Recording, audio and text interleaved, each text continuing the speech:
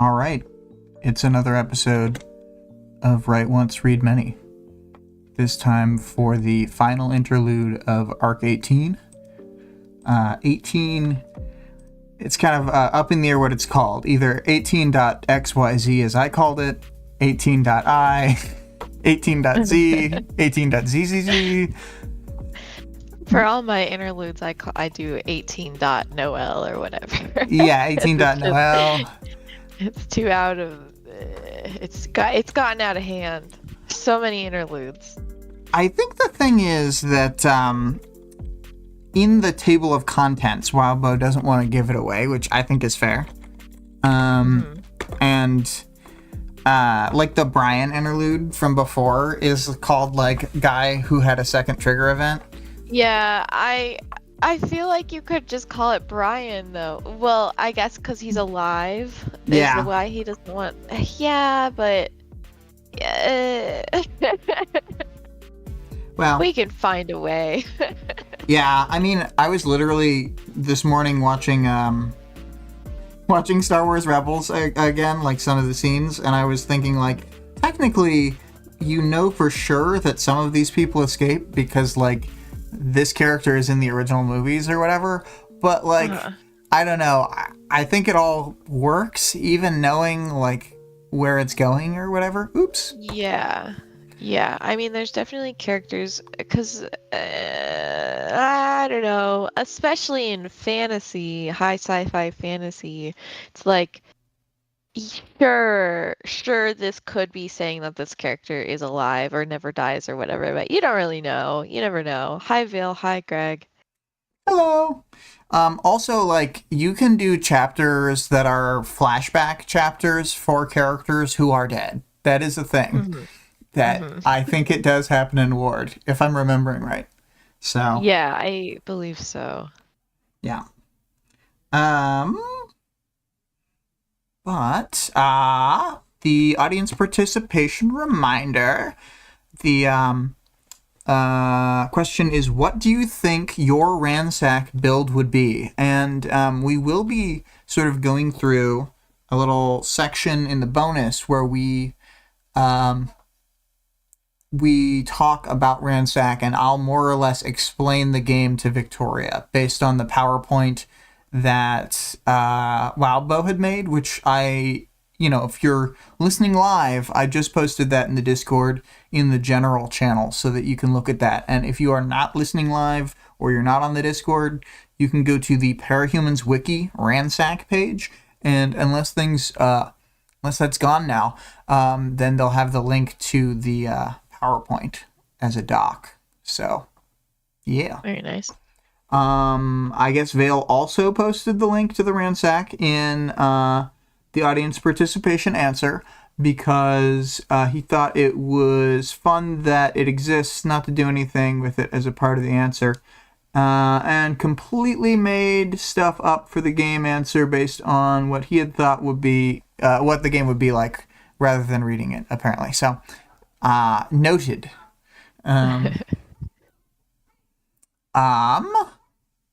As far as themes, what would you like to say for any themes? I feel like this is one of like your top chapters, maybe. Am I wrong on that? Well, I wouldn't say it's like my favorite chapter, but it is probably a chapter that I have a lot to say about. Yes. Okay. Because I was just thinking like Noelle is one of your like both favorite characters and like ones you identify with like a lot. Like you always just go like, I'm Noelle. I'm Noelle. So, yeah, that was what this art was too, because this is my like normal style. Normal style and everything. I wanted to do that for her, but I feel like the main theme is like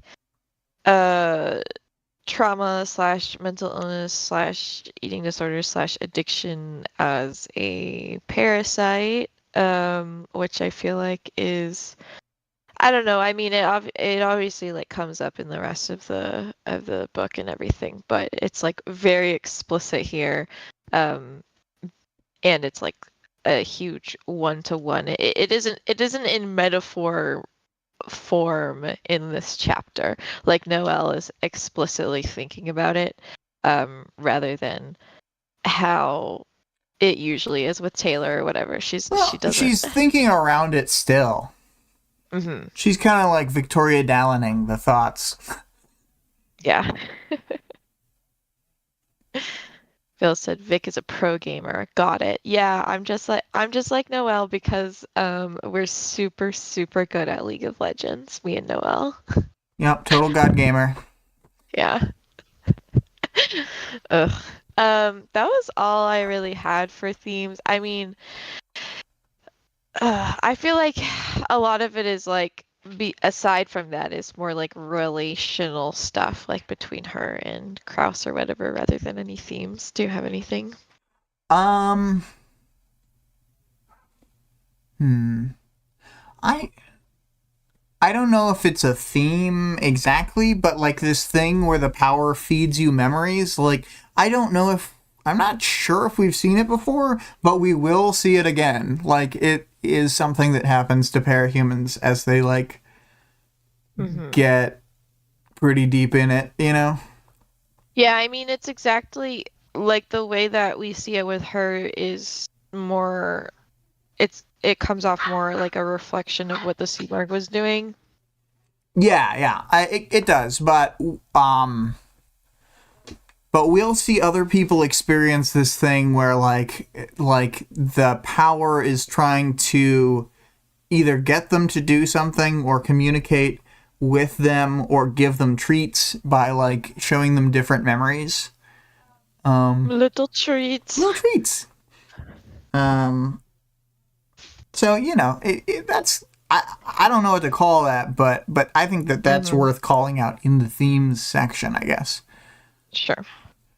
All right. Uh, What is this Vale Wait, Vale saying? said, "Oh no, is that Vic on mid? We have no chance. Let's just quit and find an easier game." Things that Noelle could relate to. Vic Thanks. would never play mid lane because Vic's least favorite thing is mid. Yeah. We're anti-mid. Um, but yeah, I think we can get into it. Sure. So we start out with Noelle playing video games with her best friends. Super fun. They're having a nice, wonderful time. And I just had a quote here to summarize the game. Yeah, so dying was inevitable. That didn't mean their efforts were futile. She had to slow them down. She challenged the enemy's Chronomancer to a one-on-one duel, consequently shrugged off the vast majority of the damage the remainder of the enemy inflicted, and charged to close the distance to strike the mage down in 3 blows. Very interesting. So things aren't going great in the game. And after Cody dies, he starts to like throw a tantrum. He's like cursing and kicking things, which is just so gross. You know The what? kicking thing. So I've heard that in a way, the toxic feedback loop of players in League itself is like almost an intentional thing, because it does keep players coming back, just because of how Yeah, psychology sure. works.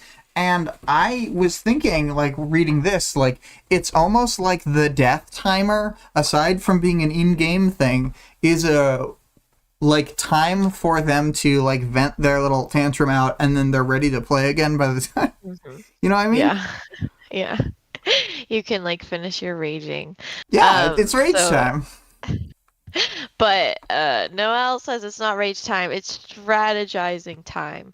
And her character does get taken down as well. So she and the rest of the team are all having to wait precious seconds for respawn Mm-hmm. while the enemy's taking down their checkpoints. But they all pop back into the game one by one. When the fighting stopped and the screen went dark, Noelle wasn't entirely sure if they'd won or lost. Letters in gold script flashed across the screen. Victory. This is also how I feel when I'm playing League because I'm usually not paying attention, so I never know what's happening and whether we've won or not, because I'm probably like over at my side of the board, like looking at the shop, just hanging out. So I like to think this is how like oh my gosh, people joke about like in ACOTAR, one of the main characters, she like her whole thing is that she paints. And so if you read ACOTAR and just imagine that she's really, really bad at painting, that's how I feel about like this. Like Noelle just actually sucks at painting. And like she doesn't know and like nobody tells her because they love her. That is Um a funny interpretation, but I will say Like, how the could you not know whether? I mean, I guess I don't understand this well, game because as much because it's like imagine that you're playing League, right? And the very back point yeah, is being attacked for both sides, and yeah, one side starts with a slightly higher HP meter, but that side is also dealing damage faster, and so it's like hmm they're racing down the HP meters of whatever the final checkpoint is called. In this case, it's like a hmm boss monster, and hmm then like it's a really close race on who's gonna get the kill. Anyway, I'll talk about it sure. more in the other thing. Well, I'll just think that she's just not actually good at the game. Like she's just way funnier. So the team's all cheering in celebration. They're so happy, and Noelle goes and gives Kraus a hug. Super cute, and he whispers to her that the win was hers. So weird. Um, so Noelle is cognizant that her power showed her that memory intentionally. She's out in real life, out on the battlefield as Echidna, I mean, it's not and she so is. weird. Imagine you trying to hype up Kelby, and you're just like, "You did it, man! You carried the whole team on your back. That was your I win, know, bro." but saying that, it's just like saying it in that way would be so different than whispering to her, "That was you. Well, The he's win was yours." he's trying to like thread the needle where he's saying this to her, but like not dragging the other people Yeah, down yeah, in yeah. front of her. You know. Yeah, I know. Um, but I'm saying up Krause's many crimes. This is very low on the list. this is a cross hate chapter, okay? Um, we have to get in. We have to be Noelle stands this chapter. It's only fair Yeah. after all of the Kraus standing I did. So anyway, she's on the battlefield as Echidna, and she's not feeling too hot. Actually, she is. She's feeling super super hot and feverish, like from the inside. And she looks over at Trickster as he's defending her from their own team trying to take her down. That's so sad. But he now has no trace of doubt that had been there before when he was agreeing to be on her side. He's all in.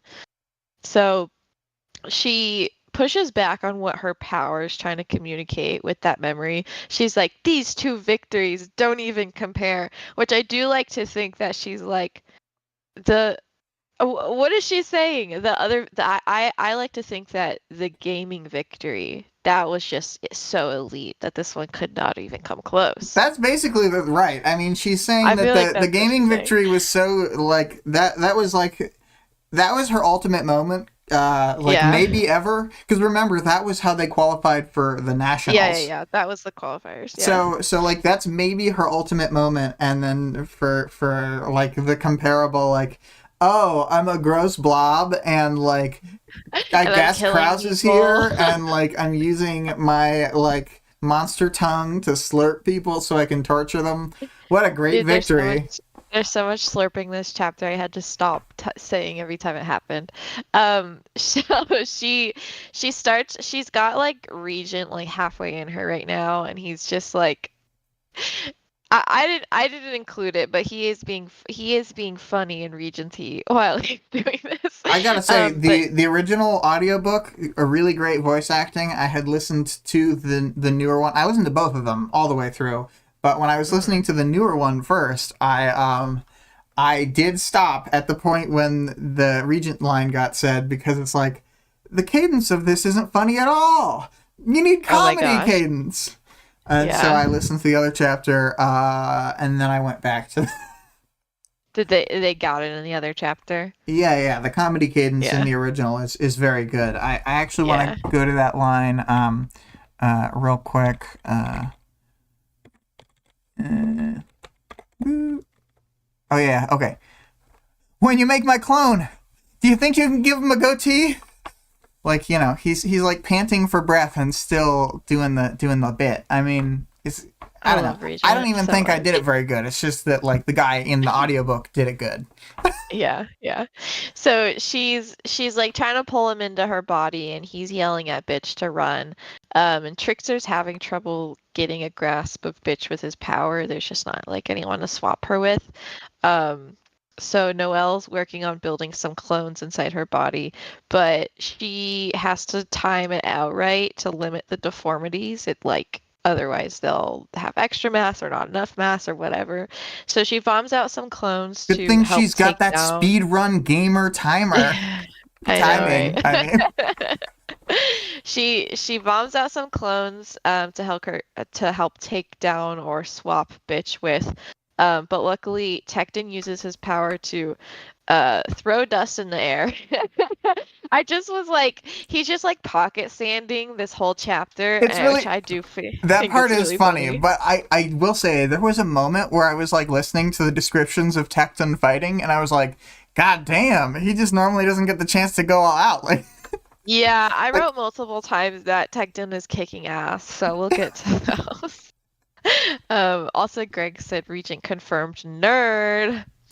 Um, Regent, or sorry, she realizes that with her latest clone bomb, she had accidentally let out Uber, which is no biggie because he sucks. He's not as good as Vista and the other ones. So, she quickly takes down Genesis in like one blow and finishes absorbing Regent because he's pissing her off.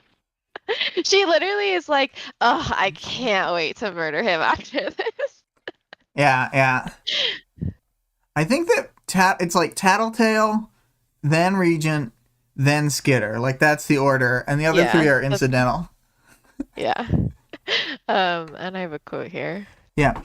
She ran. The simple act of moving, flooded her body with endorphins and adrenaline. It felt good, made her feel strong. That was another avenue of attack as her body tried to work its manipulations on her mind. The hunger, the heightened emotions, rewarding her with pleasure or pleasant memory and good feelings when she operated in sync with it. So Little here's treats. when Tecton's just like absolutely kicking ass. Just like single-handedly beating the shit out of her. But she sends a bunch of clones at him, including a Vista and a Circus. And Grace comes at her and gets clones spit at her as well, but she manages to evade them and land a blow on Noelle. They do really well together, her and Tecton. Mm-hmm, mm-hmm. Uh, and Noelle is losing ground on Bitch, like Bitch is still running further. And so she needs to mix up tactics. So she decides to use one of the three Undersiders she has, which she currently has Regent, Skitter, and Gru. Does she have Imp at this point, or is Imp fine? Imp Cause is fine because she okay, specifically thinks later about how she needs to find the other three Undersiders. She's yeah, like I just three wasn't sure if down, she had three to absorbed go. Imp and then she like forgot about it or whatever. So Maybe, um but I think that doesn't line up exactly. okay. So she ends up picking Gru as the best choice to stop Grace in the short term. And the Gru form, which I think is gross. I was reading through the tags, because he tags all the characters at the bottom or whatever, and I can only assume that Gross was the Gru clone. That's funny. Um, I think but it, he, I think it must be it because Gru. I think, despite the darkness aspect, I think is actually more like gruesome. It's like mhm, yeah, but yeah. that is funny. Gross. Yeah. And he immediately positions himself to protect Noelle, which is great for her because not all the clones are like super invested in her. So he forms orbs of darkness and hurls them at Grace, and the darkness is like gummy and sticks to her, and then it creates a bungee cord between the two, so he can like pull himself close to her or whatever. But luckily, Tecton cuts the cord with some debris, winning Gross's attention instead. So Noelle leaves the two of them to do their thing and duke it out, and checks on Trickster, who's like kind of holding his own against the flying capes right now. But some of the clones start to attack him, and when Noelle commands them to stop, they just like ignore her. So when she approaches them, though, they back off of Trickster. And I have a Mm-hmm. quote. It would be all too easy to just snap her tongue at him, catch him, swallow him. She held off. Instead, she faced Eidolon and the other flying cape. Trickster adjusted his hat and did the same. The two of them against the world. So cute. Also really impressive that Trickster was just going like head to head with Eidolon. So Noelle gets thrust He has a lot of into... resources, admittedly. He can like swap Yeah, clones next to him and stuff. yeah, it's a good battlefield for him. So Noelle gets thrust into another flashback of the memory of trying to break up with Kraus, which we have seen before. So I basically pulled the same script that I had for that one and modified it. She had gone for the classic, it's not you, it's me, but she totally seizes up before telling him that he's been great. And Kraus says that he thought they were doing fine, which just makes Noelle think about like how poorly she's been doing, and she feels like she relapsed because of their relationship, and it's like really been stunting her recovery. But I don't know, she just doesn't, she's not comfortable with communicating any of that. So she tells him that it's just not working. And when he tries to protest, she says that they're not moving forward and it's not fair to him. And he tells her that he knows there's stuff going on. And she's like, oh my God, what do you mean you know? So she starts like freaking out inside, and he just like continues talking. Uh, and I have a quote here. It's not fair to you. Noelle knew she was repeating herself, but it was the only argument she could make. All of the others would involve discussing other topics, her issues. So she knows that Kraus just like wouldn't be able to handle the situation the way that Marissa can, and it would just like, I don't even know I if don't know. that's true, I don't but know if it's true, but that's how she's yeah. feeling. She just feels like there would just be like this over layer, all like on their relationship, basically, that like would always be there. As though that's not already the case. Yeah. It's already the case. It's just like less specific. Like he just doesn't actually like understand what the source of it is. So whatever. Um, but Kraus says he doesn't care if things aren't exactly fair, and Noelle, I wrote Noelle slaps. She definitely doesn't slap him, but I think that's funny. Noelle snaps and leaves Kraus looking like he's like helpless, and he's like holding his hands out like I don't know what you want from me kind of thing. And Noelle can just feel like she's like aware that a lot of this is her eating disorder talking and butting into everything in their relationship, and that it's even more obvious when he responds and says, I think you're great and you're perfect or whatever. And she's like, how could you say that to me? The amount, like, the divide between them is, like, so vast, and, like, It's so bad. Kraus, it's, like, completely unknowable. Like, Yeah. I don't know. We've seen the scene from his perspective. I still am not, like, I don't know how they would bridge this divide, you know what I mean? I mean, if she talked, I don't know. We'll get into Like, it, if but she could admit her issues, but she if she could couldn't. admit her issues, then they would be able to work through it, but You know she what? can't. So I then you're feel just kind like of at a standstill. he's like, I don't want to press her, but I feel like pressing her would actually have been less bad than, like, I mean, not that he could have possibly known this, but, like, pushing her to tell the story would, I think, have maybe opened the floodgates and Yeah. like actually resolved a lot of their problems in like a medium to long term sense.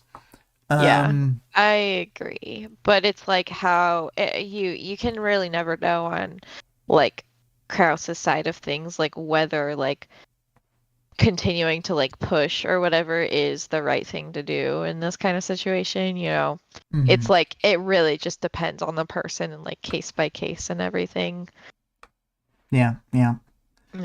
So he says he's not scared away by anything he's seen from her yet, and she just kind of feels stumped on what to say without being explicit with what's going on with her.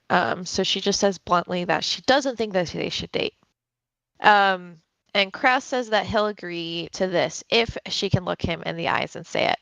And Noelle's like thinking she should have just said this. She's like, it's a bad time. And I feel like that would have honestly been enough for Krause to understand where she is coming from. It's like it's just she can't focus on this right now. Yeah, if they had broken up then with the intention of getting back together later, that probably would have been best. I think it would have been fine if she was like, this is just a bad time. Like, I need to do my thing. And you're not like even saying like her whole fear is like admitting to him what's going on. But she's just like thinks all the things that she should say out loud, she just thinks to herself and then says something completely different. She just thinks so. She thinks it's a bad time in her recovery, and she's just kind of quiet while he continues his monologue. And he offers to leave the club if she's wanting, but she disagrees. And so he's like silent and lets her like gives her space to talk, but she doesn't take it. So after some silence, Krause just says, "It's just a bad day, but really all he needs to let her go is for her to tell her that she's worse off with him." Which I can see why he says that, but it's such a trap. Yeah, it's like very like it's a very teenagery thing to do. Like that's just not something that that's not a reason to not break up with somebody. Right. If you're worse off with them or whatever. Like that's not the only reason. So can't do this. Can't break it off. Not when he's being this good about it. Not when it's making the both of us this miserable. Never mind, she said, abrupt. I'll find another way. Never mind? Never mind. Can we forget this conversation happened? Sure, he said. Her feelings were a chaotic storm. Relief, quiet joy, fear, misery, self-loathing, panic. I'm not well, she thought. So Krause offers to walk her home, and she wonders how Krause doesn't notice what's going on. And she thinks that it must be simultaneously be the best and the worst things in the world for her. So sad. Sad. So when she's back to consciousness in the fight, she is in the middle of fighting Eidolon and is unhappy to find that Skitter was disposed of while she was on autopilot. So she kind of slurps her back up and verifies that she's got Skitter, Gru, Regent, and Vista all safe inside her. And she can't parse why this particular memory was shown to her, but Eidolon hits her with his body-shattering gravity effect before she can think about it too much. Damn you, Eidolon. She's like low-key getting like ripped to shreds. Like her fucking flesh is like peeling off of her bones.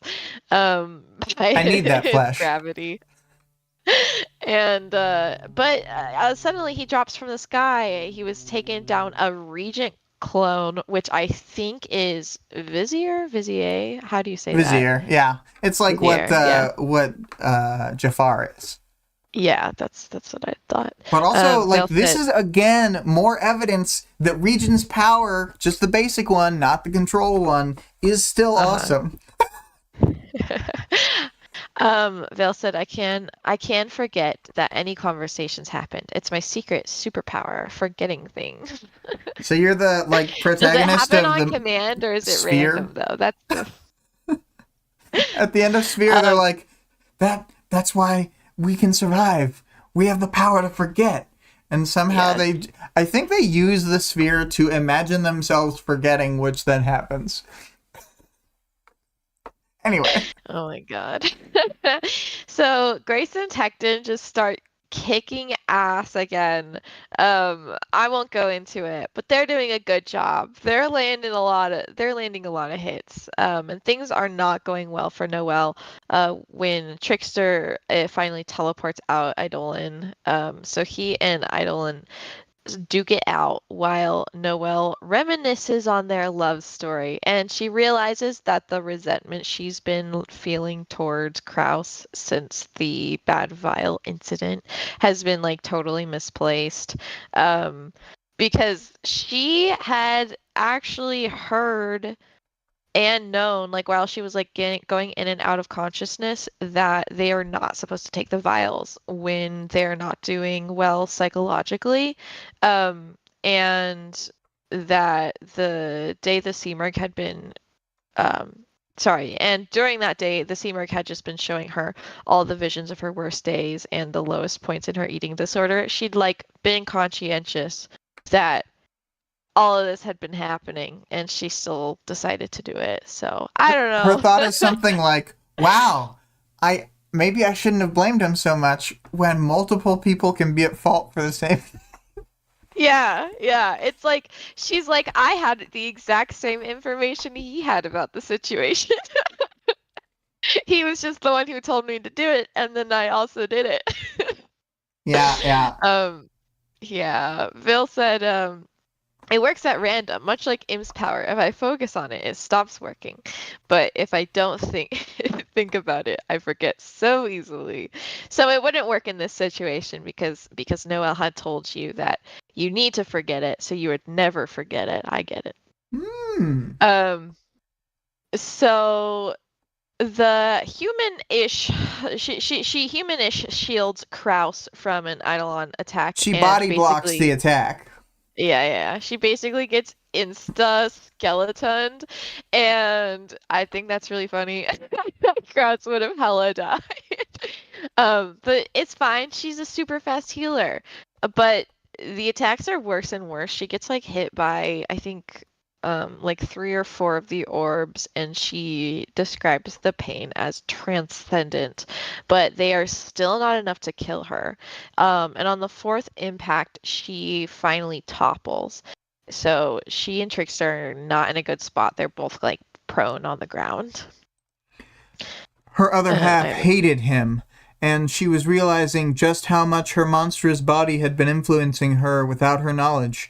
Now that her emotions were all pointed at this one individual, this one target, it left her feeling towards everyone else at an almost normal level. Her feelings for Kraus, her hatred of the Undersiders, her anger at Coil, each had been twisted, magnified, warped.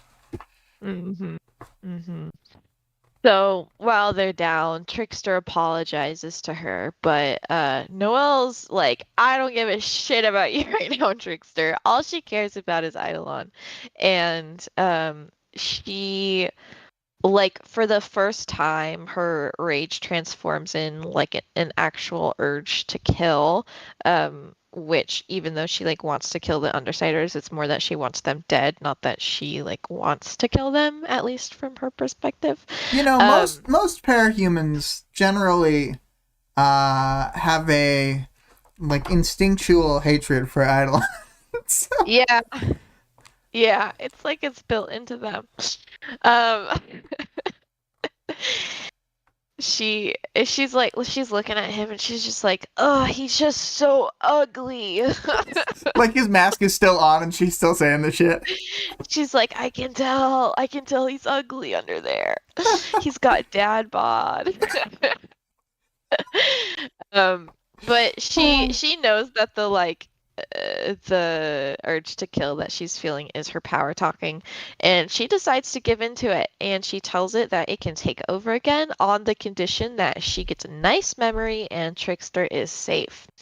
But the memory actually is not hers, and it's some crazy psychedelic bull that I paraphrased here if you want to read it. Yeah. A collective, single entity, each with a function in the whole, each with a role in the cycles, each with an individual identity. As one, they traveled. When they met their own kind, they shared with each other, and the collective moved toward their destination. But for this one entity, it would seek out a particular individual, and it would bond with that individual. This one would wait until the time was right, and then it would activate, come into the identity, and role that had been integrated into its being, all to serve this cycle. Whoa, crazy. This is like, I feel like this is like a big moment because this is basically the second, like, quote unquote, the second time that a quote unquote trigger event is able to be remembered. She doesn't forget it afterwards. I guess the other one being, oh my gosh, Miss Malicious. And this one isn't a trigger event, but it's, it's the same But thing. she's like she's seeing the trigger vision almost. Yeah. It's like she's allowed to see and remember.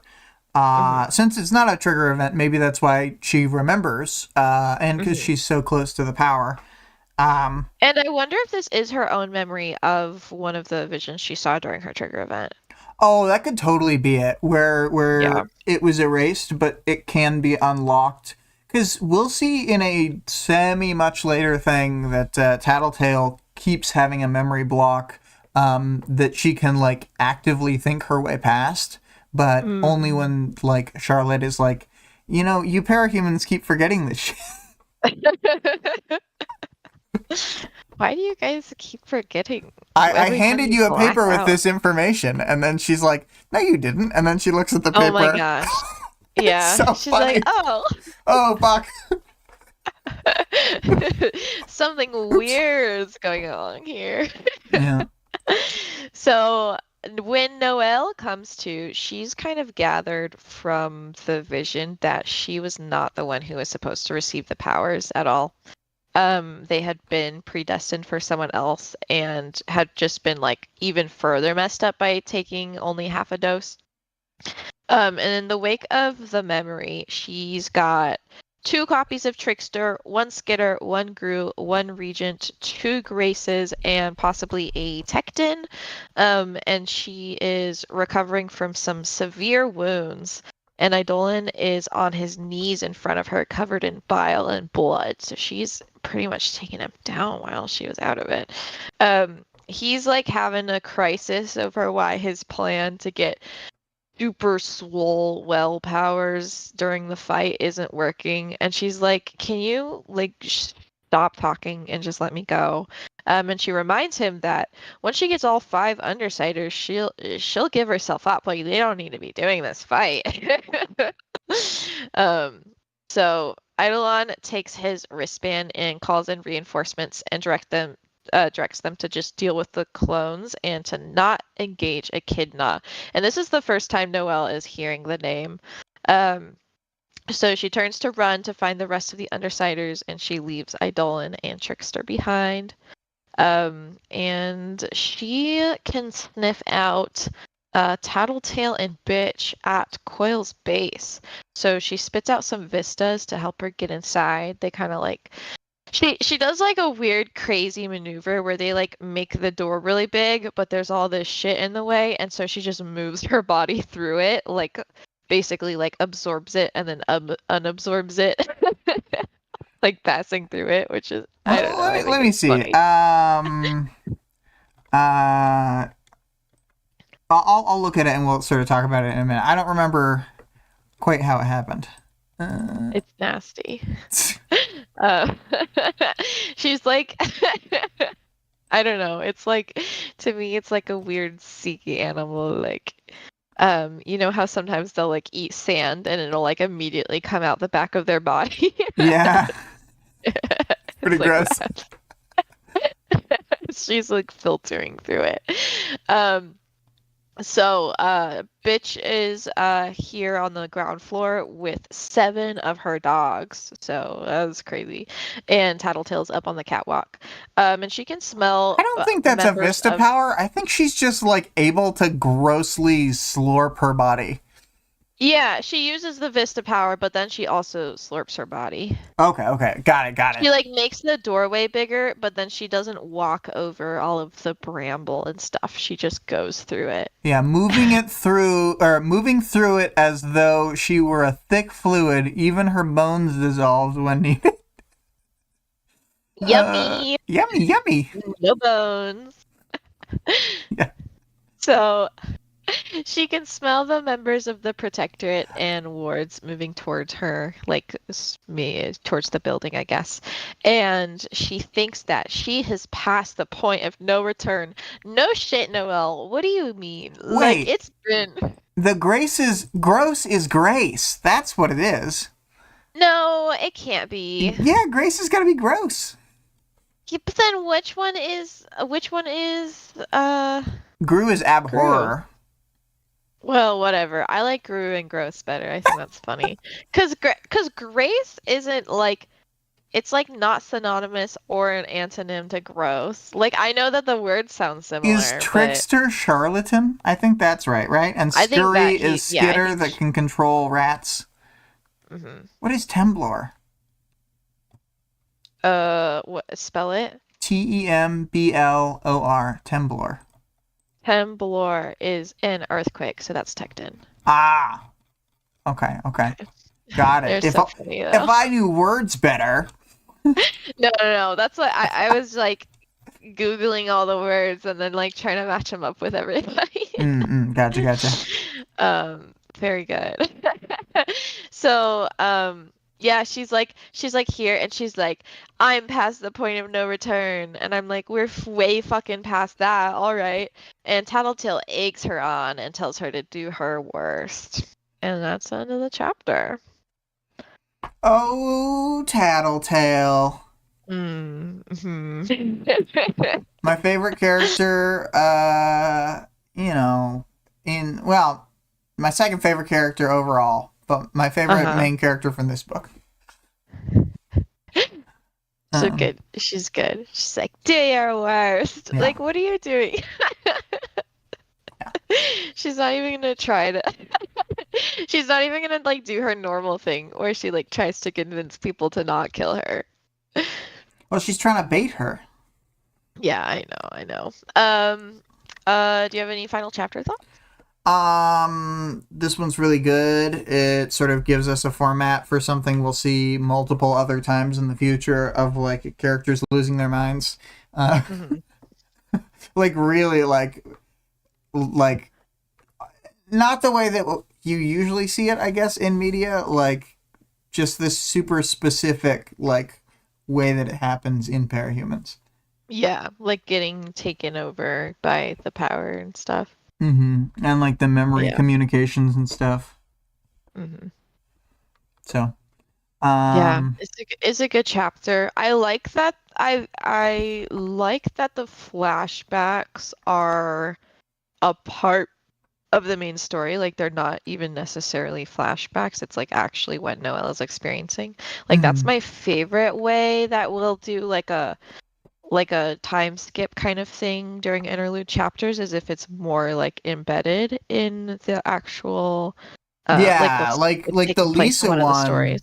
Lisa wasn't being fed memories in her chapter.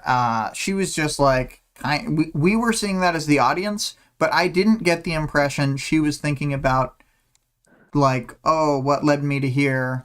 It hmm felt like when she was flashing forward to her current self, that was just like I don't know, like it's It related was just for the thematically, but it's audience only for the audience. Yeah.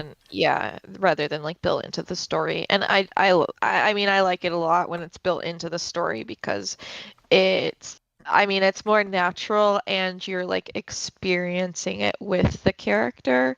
Mhm. Um And so the things that are happening in the flashbacks have an effect on what's happening like currently or whatever. Yeah. So I really like that. I mean, it's a really good chapter. There's like lots of good fight scenes.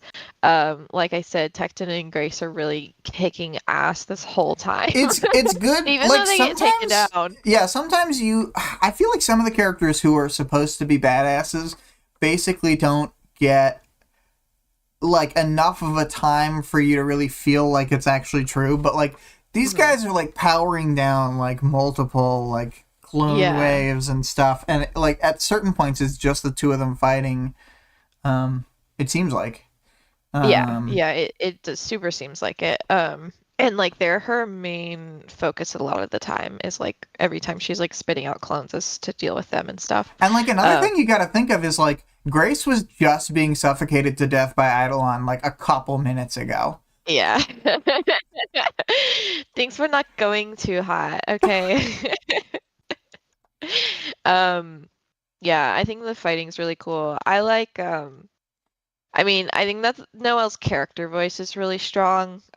She's like obvious. She's just a character that is like really cognizant of what's going on behind the scenes, um, in a way that we don't necessarily get with Taylor, where Mm, she's like, I'm getting this bad feeling because of this reason, and she's not able to fight it. But usually when it's with Taylor, she's like, I'm getting this bad feeling. I bet it's because of this totally justifiable reason. And then she like yeah, leads into it.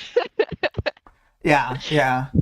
That's the thing is most of these like people who are really attuned, either they're smart enough that they can like their brain can think of a reason why they figured it out, or like Mhm. they're beyond the point of caring about that kind of stuff if they're like not a very smart person, you know what I mean? And Yeah. they're still really in tune with their power. Kind of like bitch is really good in fights and stuff and really understands moment to moment. Like she's being probably fed a lot of like avoid this person because of X, like that kind of thing in her head. Um, I don't know. You know, Mhm. I think it works as a good explanation for how these people with more or less regular bodies keep surviving these super fights. Yeah, yeah, for sure. Um, I think we should start with we'll do the same thing as last time and start with like little minor characters and then we can work our way up to Noelle.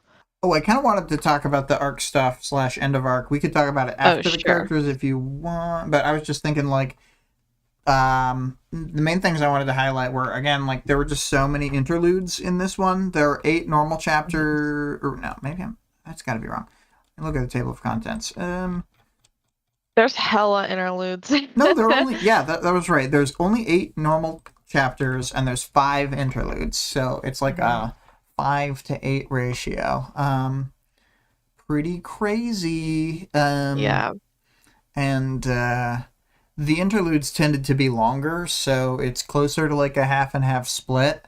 And we get so Mhm. much like it's so much outside stuff because we start with like the Kevin Norton one that totally like it's almost like a pacing interlude where it's making us take a break between 18.2 and 18.3, but we Mhm. learn like so much stuff and we're just like, "Oh my god."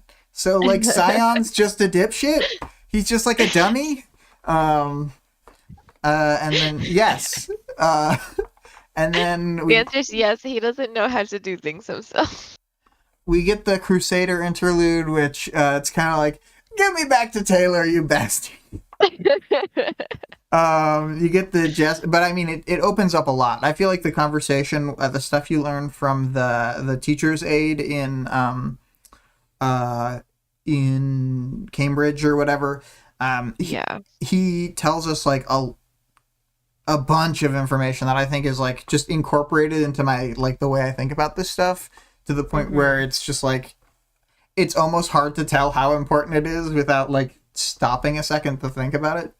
Mhm. Then we get like the Jessica interlude, bonkers, like So good. so good. So crazy. And then there was Fault Line, and that was and like the fault line things happen between the Jessica and the fault line one where like it's really ramping up, the fighting's beginning in earnest, you know.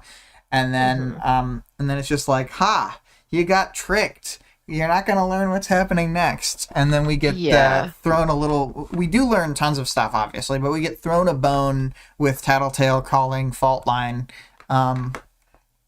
which we never see from Tattletale's end, because we don't need to.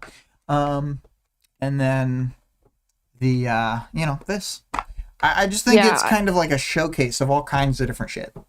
Yeah, and I feel like the world building in all of these was like really heavy, Yeah, like, definitely. but not obviously like just worked into everything so well that it doesn't feel like exposition, exposition, exposition. It's like, oh, of course this is the case that Scion's just a dummy. And of course it's the case that this is how the powers work and whatever. Yeah, a lot of the power of the world building for Wildbow in general, I feel like is he has this way of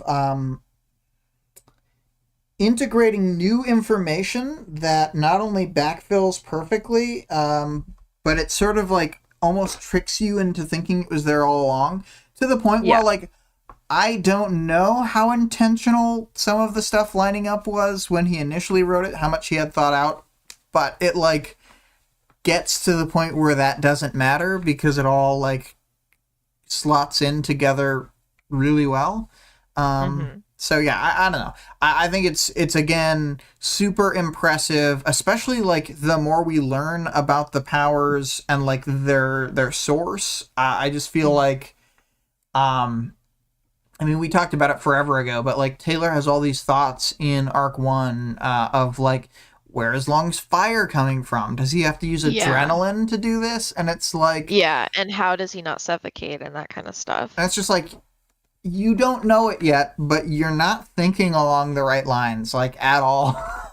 Yeah, Yeah. it's So really interesting. Yeah, I feel like the world building and stuff this arc was really good.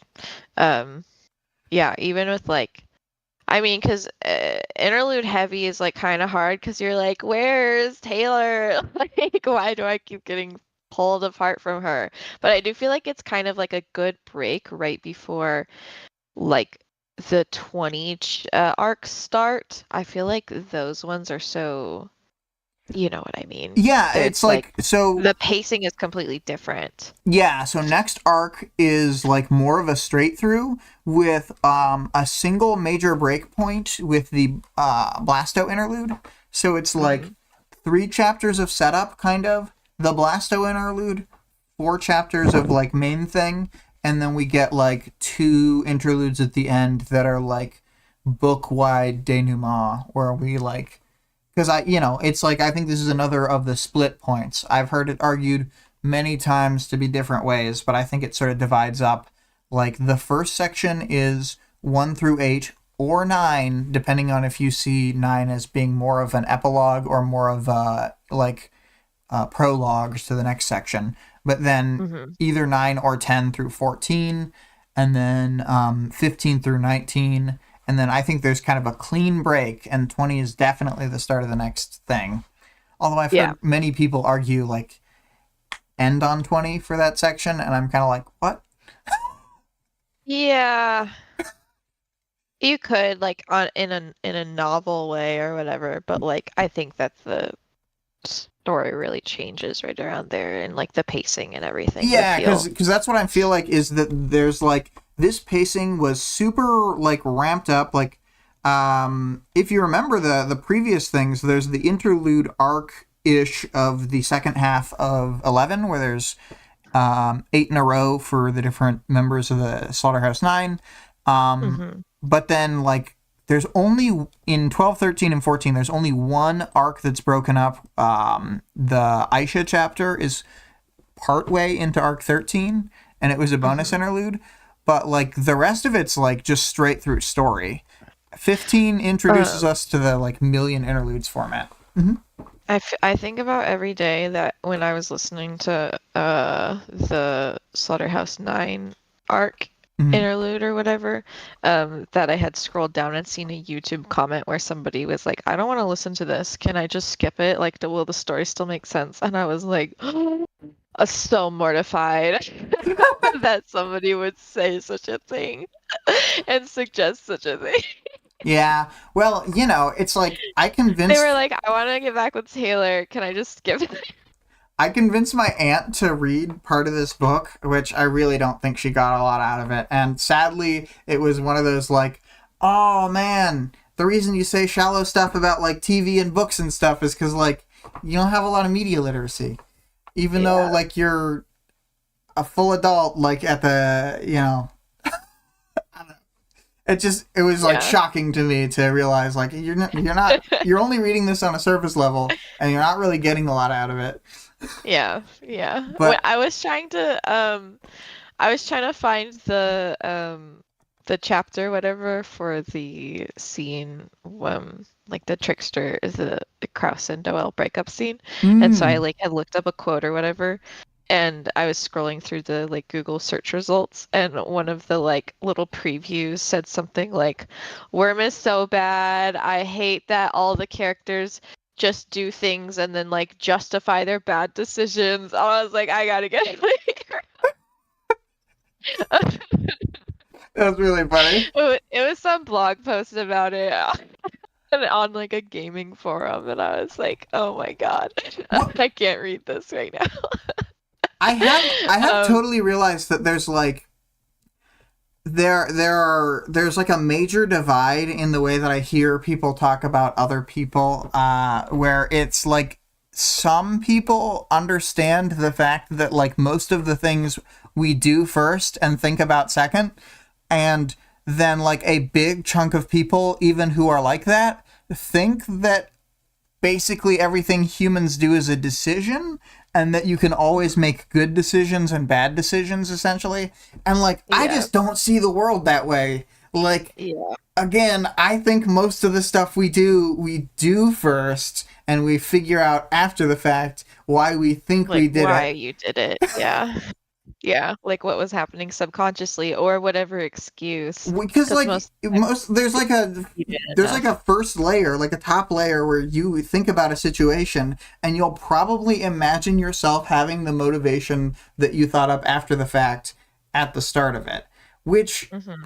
again, like maybe on a subconscious level that's right, but I really think that just like we do a lot of shit. Yeah, Part of growing up is stopping yourself from doing so much shit. yeah. Do you have anything else to say about the arc? Oh, I know that this is like just totally tangential, but the reason I brought up the thing about my aunt was because we got to the part in Arc 11 where you're seeing from the Slaughterhouse 9 sections, and she Hmm. read maybe one or two of those, and she's just like, I can't read this anymore.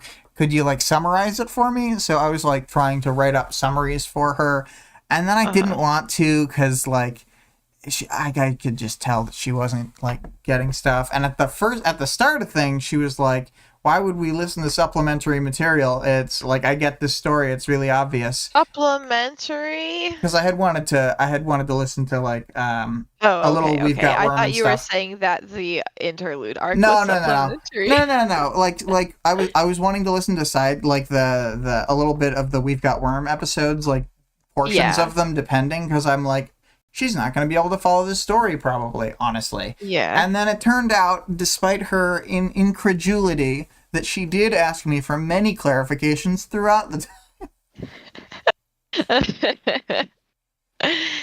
Oh God. But yeah, I don't know arc stuff. This is the last like Oops All interludes arc. Hmm. 19 will be a little wind down from that, and then we'll go back to the previous format for the majority of the remainder, where it's just like a set of chapters, one or multiple interludes. A set of Yeah. chapters, yeah. So this is the end of the heyday of the mid arc interlude, and I think there's only one more in the entire book after arc 19. Yeah, yeah, I think so. I was just skimming through these. There's one in arc 26, and that's it. Mm-hmm. Although 26 does But have another like really cool interlude gimmick where basically he had a concept for an interlude and he was like, "Oh no, I've written like a triple length chapter." And so he made it into two. yeah, yeah. But anyway, we can move on to the characters. Characters. We can talk about do we care about Vista and her clones? We'll She's say got that some cool Vista and clones. Uber are both here. They're not Yeah, really doing and anything. you're not even remembering Circus. Circus is here. Yes, Circus is also here momentarily. I thought She I go thought ahead. maybe Abhorror was for Circus. Like I thought that for a second, and then I was like, no, it's got to be Gru. And then I Yeah, couldn't figure out if there was supposed to be a name for Circus, and I decided probably not. probably not, because yeah, I don't think she gives a shit about Circus. I mean, she basically says that. She's like, there's the good ones, and then there's the other ones. Because Yeah, Circus and Uber and some of the other capes aren't like in really invested in protecting her in the way that like Vista and Gru's clones do, I think because they're very if Uber had like a more Noel focused attitude, I think that she would like his weird thing because I gotta imagine Uber's power set like you put that through like a fax machine a bunch of times and you get your like weird It's gotta be off-brand crazy, ones. yeah. If you're fishing for powers, there are certain powers like Leets where like I actually would put him in the slot machine a bunch of times because like I mean his drawback is really bad, but a lot of your clones don't have major like the drawbacks either don't exist or they're different. So hmm yeah, I don't know because every power is like slot machining, and some of them I think are just really excellent for that purpose. But she's not really Yeah. thinking in that direction right now. Yeah, she's more just like using the people that seem to be like personally invested in her when they come out.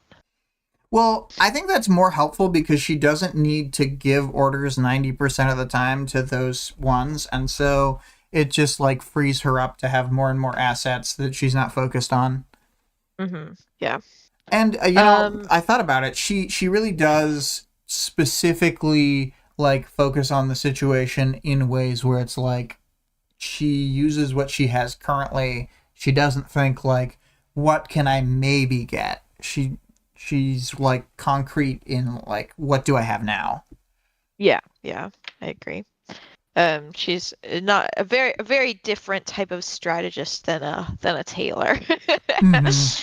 But in kind Where of a Taylor subtle way. sets like a insane goal and then like aims towards that goal. Yeah, yeah. Mhm. Regent is also in this chapter. He's got like two lines and they're both good. Yep, yep. Um, He's got the goatee line, very funny. He's like most of the like the beginning half of the chapter, he's like getting halfway sucked into her and was like pushing himself against things that are inside her to like keep his head out, basically. he's surprisingly good at this. Yes. And I don't know if he has like if he's able to keep himself out because he's able to like keep the muscles from like constricting on him or something like that. I wasn't too sure like how much control he has over her. Hmm. I don't think that he can actually change her like slorpy body. I think he Yeah. must have been pushing off against another person who was like absorbed or being formed. It's like one of those situations where one person's drowning, so they start drowning another person. He was doing that thing where he's like climbing on top of somebody, like, help! But listen, he told bitch to run. It was really sweet. Yeah, He yeah. he in the heat of the In the worst, Regent heat is of the always moment, shining your Regent is lights. always looking out to save his friends. Like when you know, when it gets to the point where like it's like past fight or flight, you know what I mean? He's like, I'll sacrifice myself for you. Yeah, yeah. I just Um, stand Regent. Okay. I know, I know. Gru is here also, but he doesn't do anything except for have a clone made. Then we've got Gru has been Skitter. replaced by a clone. Skitter's clone at one point looks at Noelle to check in very, very sweetly to check in on her. Like that's how Noelle parses it anyways, and Noelle's like, "Don't fucking look at me," and then she looks away. So it's very sad. Yeah, yeah. And then who else do we have going around in here? We can talk about Eidolon if that's all of the like minor people. Let's talk about Dolan. He fails. He tried to create a a confluence of things into one situation where he could become powerful, and it didn't work out. Yeah, it's like really funny. He's like having this. We don't exactly see how she takes him down, but actually we don't see at all how she takes him down, but he's like on the ground and he's like, "Why didn't it work? All of my plans." I don't know. It's just like the fact that he's like outwardly having this meltdown is really funny. I think the Um, thing he and this thought is would not the happen only just time he does isn't what, it. like, I think this just isn't how powers work. And he's just Yeah. like, he doesn't actually have a good understanding of how to manipulate the situation. Yeah. Yeah, Although I powers agree. are also pretty resistant to trying to force something like this, but it's Mhm. just like, um, even if this situation is dangerous, I don't know that it has anything to do with his weird core trauma. So, like, I don't know that it matters to his power. Yeah, I really don't think It's so. like, I like that you're fighting, I like the vibe, but you're not really, like, change your face. Yeah, it's not really giving, to be honest. Yeah. Um, yeah, it's just really sad. And then it is notable. She's like, I get it's like a little bit of a arms master situation where she's like, "Listen, remember I told you that this can all end if you just give me the bad guys." And he's like, "Oh yeah." He like very quickly is like, "Yeah, duh, go for it. Sure." I think it makes sense for him Yeah, to I think do so. this, but it is just like, um, and Like I another mean, tick in the column for him. yeah. And I mean, this plays perfectly into Tattletale's plan anyway, but it's just like, wow, what a resounding defeat. Like, all right, you can Yeah. go. He's like, fine. And then he calls and he's like, everybody just don't worry about Noelle, okay? And they're like, okay, Island. What a chump. What a Yeah. fool. I mean, I don't necessarily blame him. Like this situation is kind of irreparable. So, Yeah, but I mean, he yeah, just like like, just take the he Undersiders. forced the situation that, um, like, that led to this. So he just looks like a total idiot. Mm. Yeah, that's true. And he's covered in bile as well. Did he get swallowed? I think he got puked on. I don't think he Okay. actually got swallowed at this point, but Greg, accurately points out that should be the title of his biography. Just really sad, the Eidolon story. It's embarrassing. Yeah. Anyway, embarrassment aside, we can talk about the other heroes, Tecton and Grace. They're just like leaping around, punching stuff They're with kicking ass gauntlets. and taking names. Like Tecton's power is kind of really good in this fight specifically, like with a really big enemy. That's like she's actually quite stable for like how like asymmetrical and everything she is. But like I don't know, this would work against I feel like this would work pretty well against like Love Behemoth or someone too, you know what I mean? Where you're just like fucking up visibility, making the ground really wobbly, toppling people over, throwing up walls. Yeah, and I mean, there's tons of normal capes it would work well against who can do sort of like big, dangerous things. Like, I'm thinking of Mhm. this one dude from the Fallen in Ward who can like sprout this big monster off him basically. But like I'm Mhm. pretty sure if you just knock him into a pit, he can't really do Yeah. anything. So Yeah. He just like continuously keeps trying to push her into pits, and it's really funny. And then Grace like seemingly she doesn't say this, but like Grace kicks her several times, like really, really hard. She says it's like getting kicked by a cannon. And seemingly she's kicking her torso area. So she's like flying up like dozens of feet into the air and kicking her in the head. well, I think she can kick hard enough that even if she just kicks the monster body, it's like still a thing. Yeah. Because she Yeah. gains invincibility and powers immunity for like a very brief window, and she's got Mhm. enhanced timing, kind of like Flechette has enhanced timing. Yeah. Um, Yeah. Well, they do pretty well against her. They definitely like hold their own.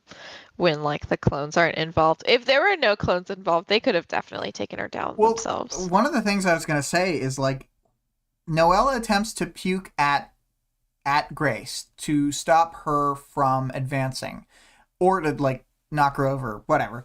But Grace pulls like a Legolas move from the two towers where he rides the shield down the Mhm. stairs. Like she more or less does that on like a newly cloned person's body. It's Yeah, she insanity. like snowboards on it or whatever is what. Yeah. Yeah, she No. didn't give a shit, dude. Yeah, I did think they were kind of the MVPs of this fight. Probably Tech but like Grace definitely adds to it. Yeah. Um, they were really good. See, this is And why, they like, end up part of why I think Grace is so awesome is like literally like this. But I think she's like one of those like Taylor capes that are like fine with just being absolutely nasty. yeah, Like I don't know. I always think about Taylor eating the sludge the we sludge can't puke talk that about that. gets It comes up okay, later. okay.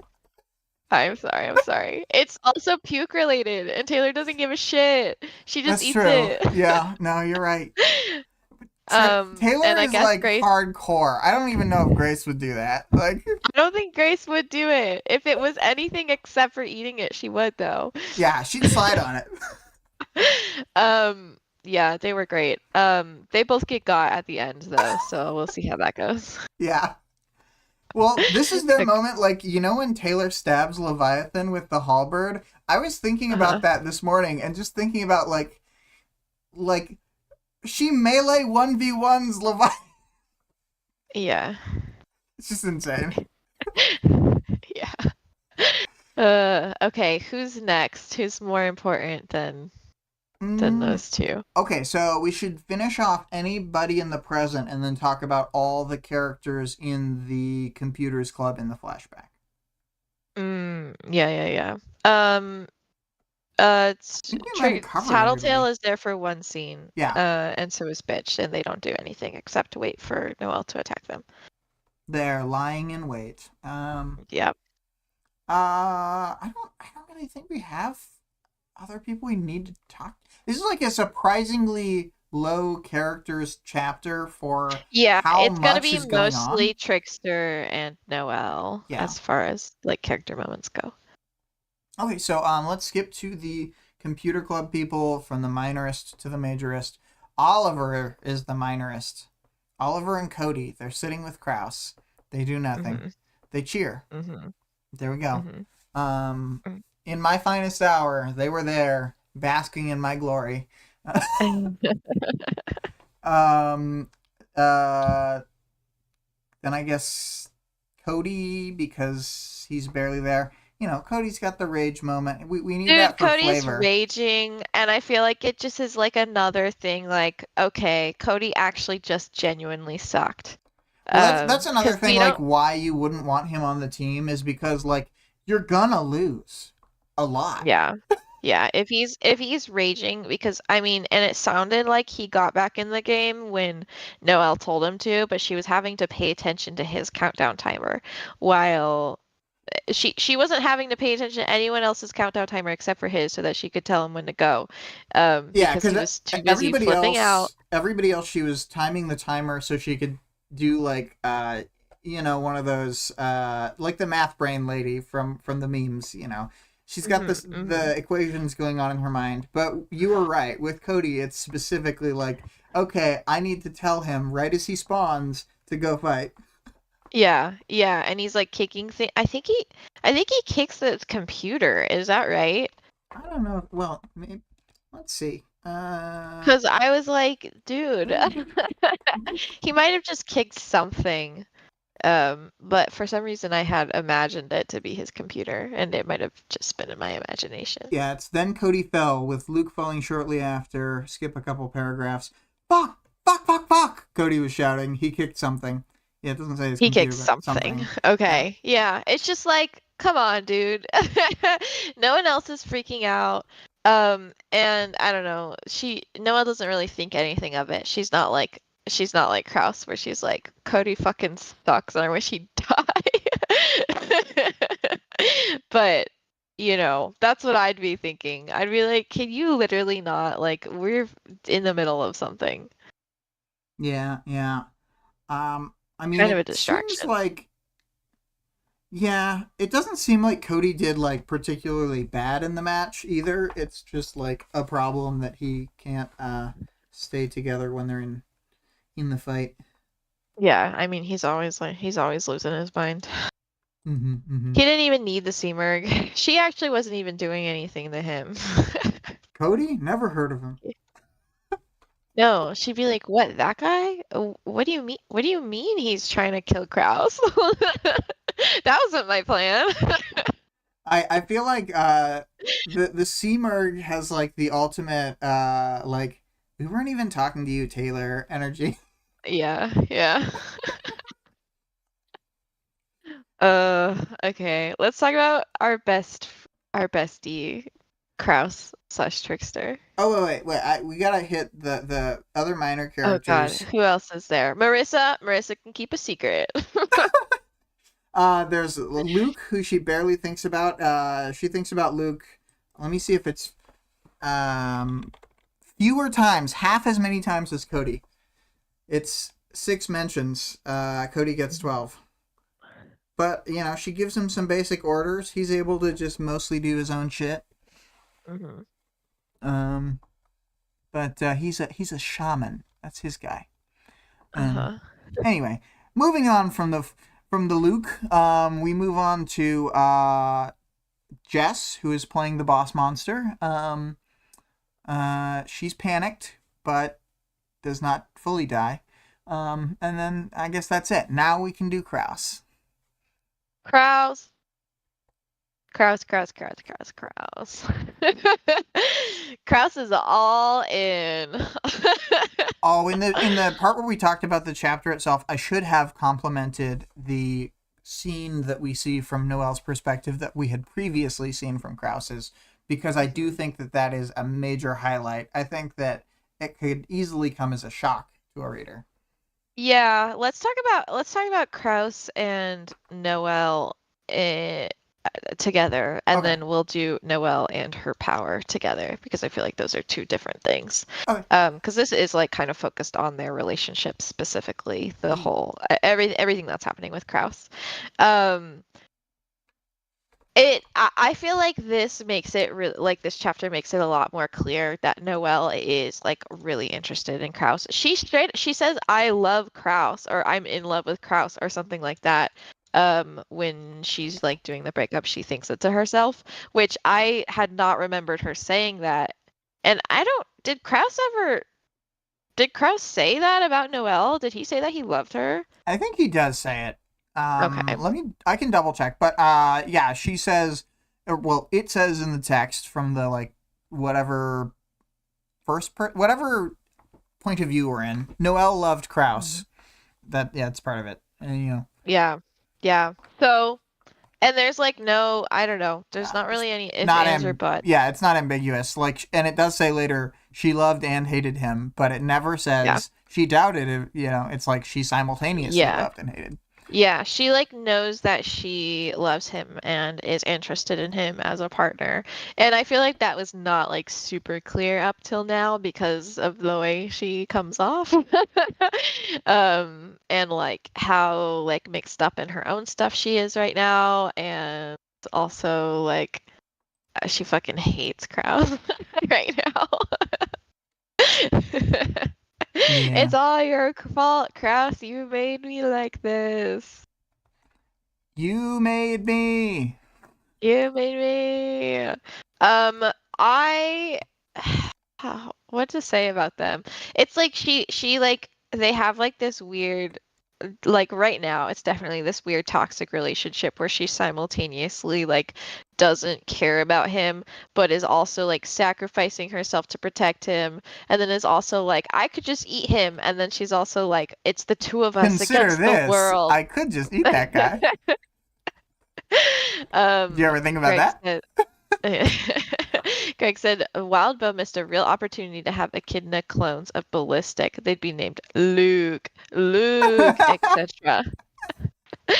Okay. All right, Greg.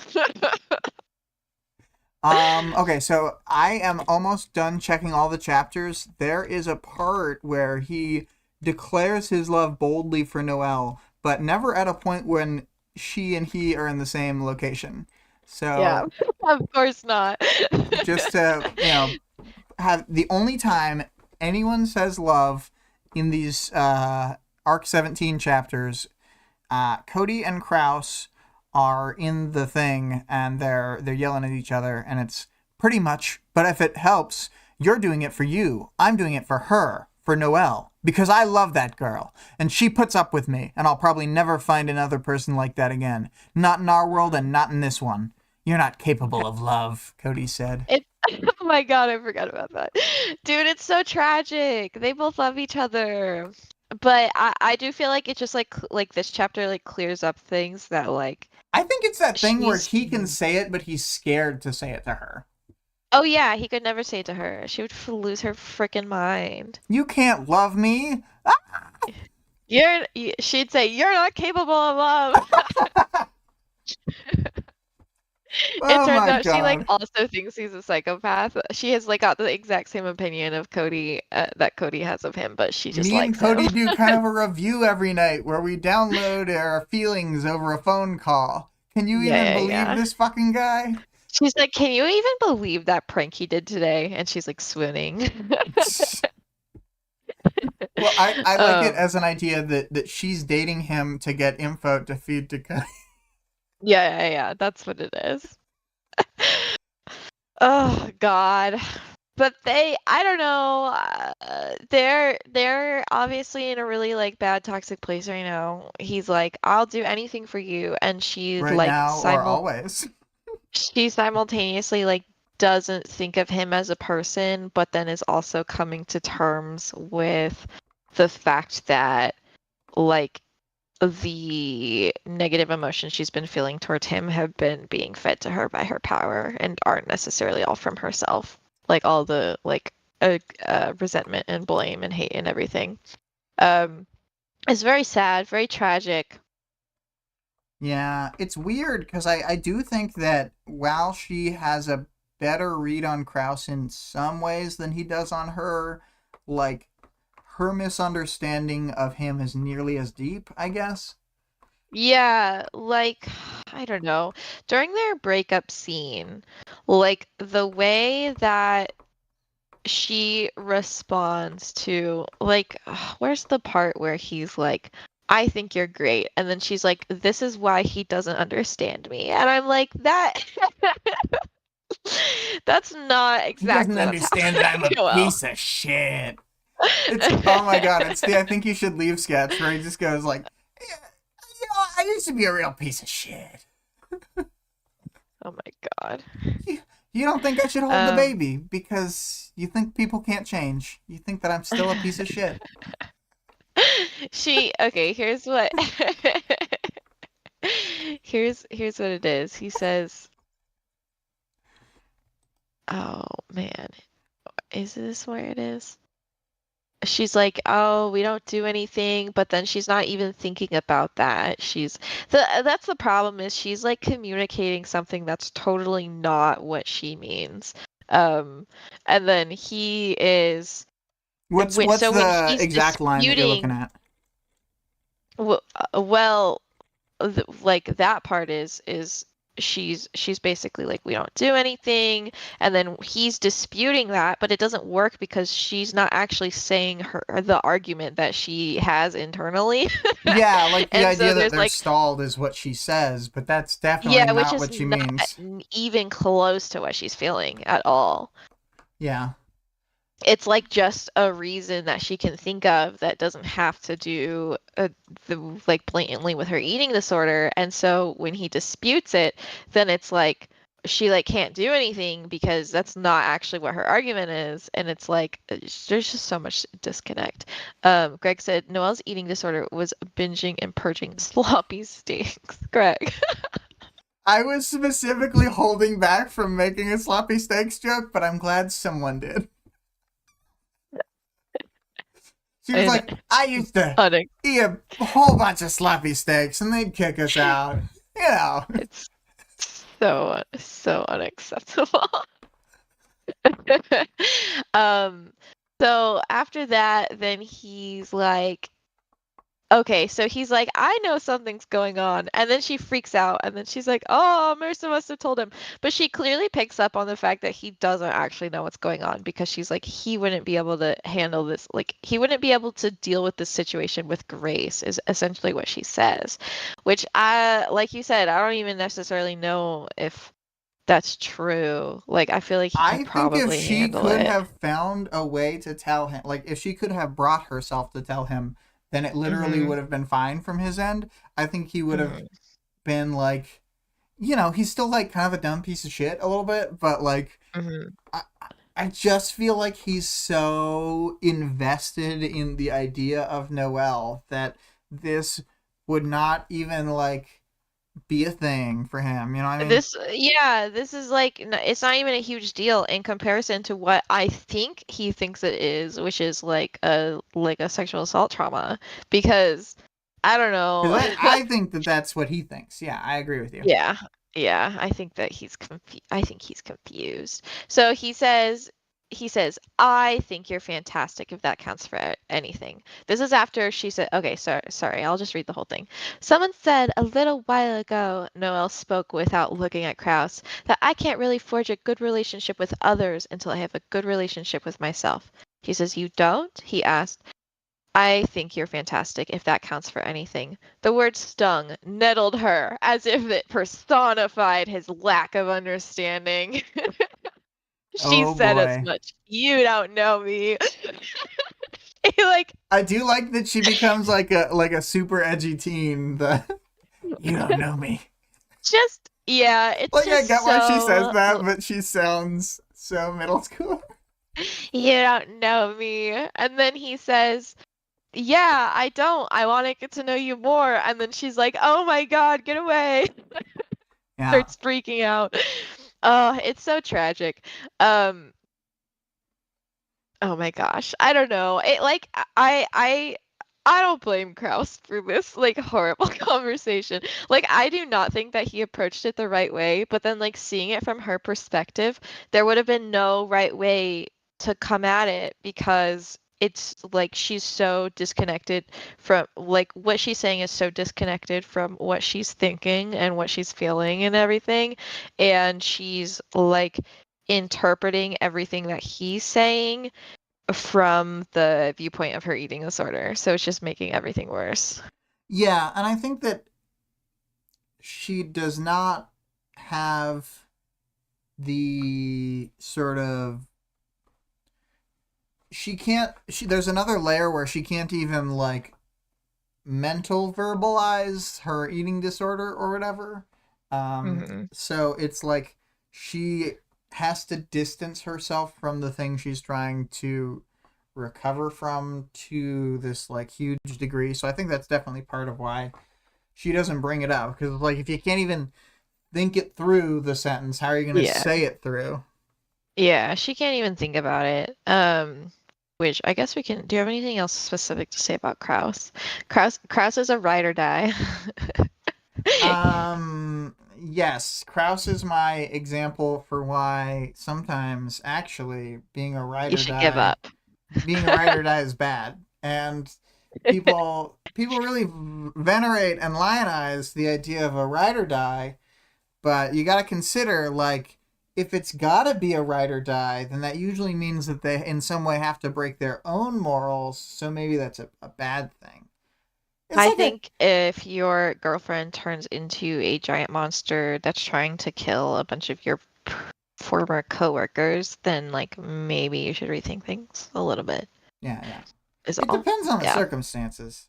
It depends on the circumstances, but if it's like they killed some guy who was just pretending to help you the whole time, come on. Yeah. Come on. He wasn't actually doing anything, you idiot. This is pretty overblown. I think just Noelle's power wants to have a big fight. Yeah, yeah, she just wanted to go all out.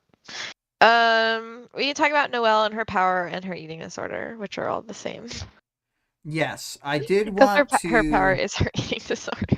So definitely, let's jump into that in a moment. I wanted to first quickly highlight about Noelle this thing here of uh, her Skitter looked up and smiled, lopsided. Half the girl's face was paralyzed. Noelle realized. She wondered if the real Skitter had spaces between each of her teeth like that, or the gnarled twist of a nose.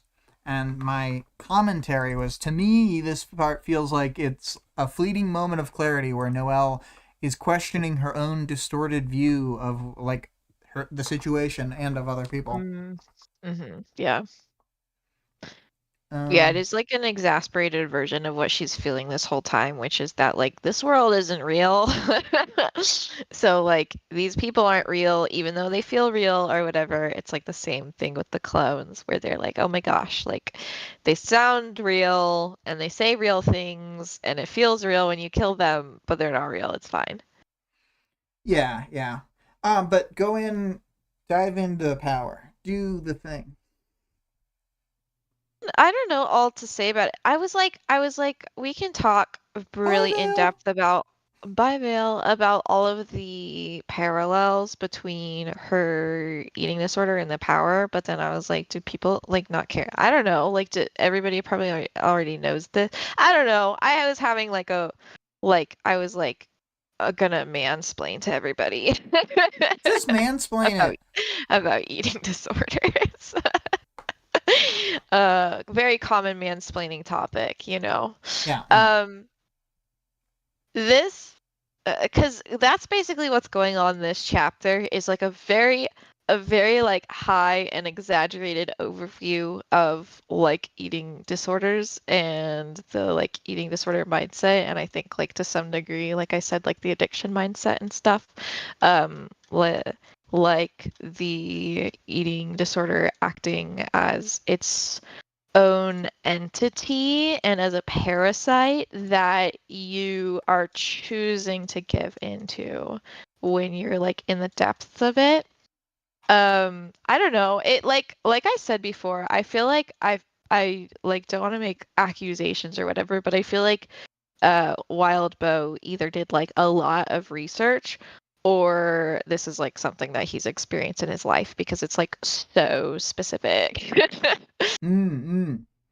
Yeah, like what are some like touchstones that you felt like were there anything that jumped like lines that jumped out at you that you wanted to highlight or I don't know about any specific lines, but just the overarching idea of being cognizant of what's happening, of knowing that this is something separate of me, and especially in like this isn't going to be the case for everybody, but especially with people who have eating disorders and they're like a part of a like community about it, the eating disorder is always separated uh from yourself. You talk about it as a character.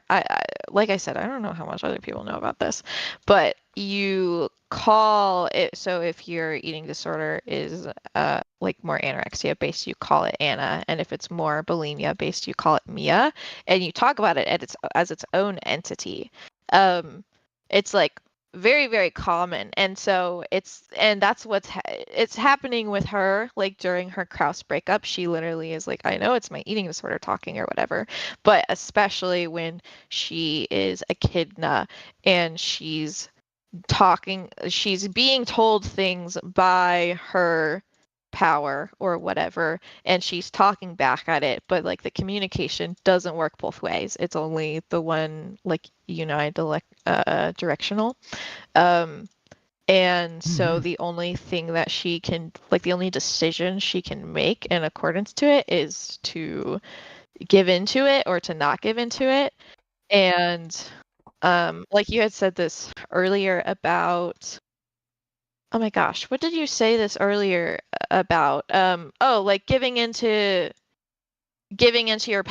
power rewards you or whatever. It's like kind Mm. of the same thing with the eating disorder situation, where you give in and you get like rewarded with all of the like addictive qualities, like the endorphins and everything. Yeah, I was gonna say like the relief.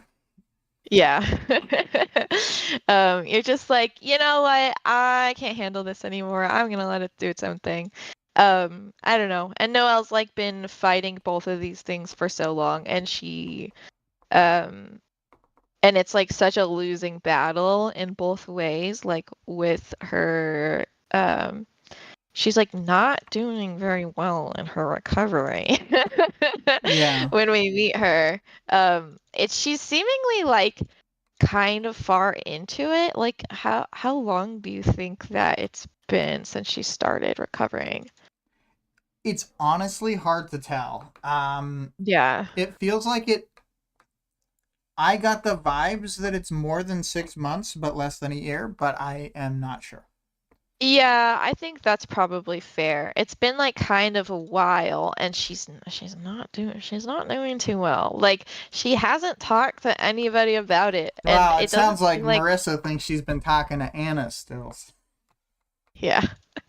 She I literally feel like she doesn't even talk about it with Marissa. Like Marissa just knows and will like try to like do things to help her or whatever, but Yeah, she's like like not even Marissa talking looks about it. out for her and like almost. I don't want to say this as a negative against Marissa, but like dogs on her about it. Hmm. Um, Yeah. and She's trying her best. She's yeah, like, "Here, eat this pizza and donut." yeah. Um Also, this adds more evidence to my headcanon that Marissa is also recovered from an eating disorder, because I think she says like Marissa understands and she can handle these things with grace, unlike Trickster or unlike Kraus. He'd make jokes about it all the time. God, Like, I think that I literally for a second I was like, what is she saying? Because she says that he wouldn't be able to handle it gracefully or something like that, and I'm like, what do you think he's gonna like joke about it? What are you worried about? Um, I gotta say, I hope not. I think he would. I don't think you would, but Uh, I'm gonna switch over um, briefly to the goopy. This is oh the yeah, the Noel some yum Powers section. yum So yum yum yum goop. yum yum yum. Yeah. Yeah. I'm sorry I didn't draw full Noelle. It's just she's so like she's such Many a mess. faceted. I couldn't do it. I couldn't bring myself to do it. Yeah.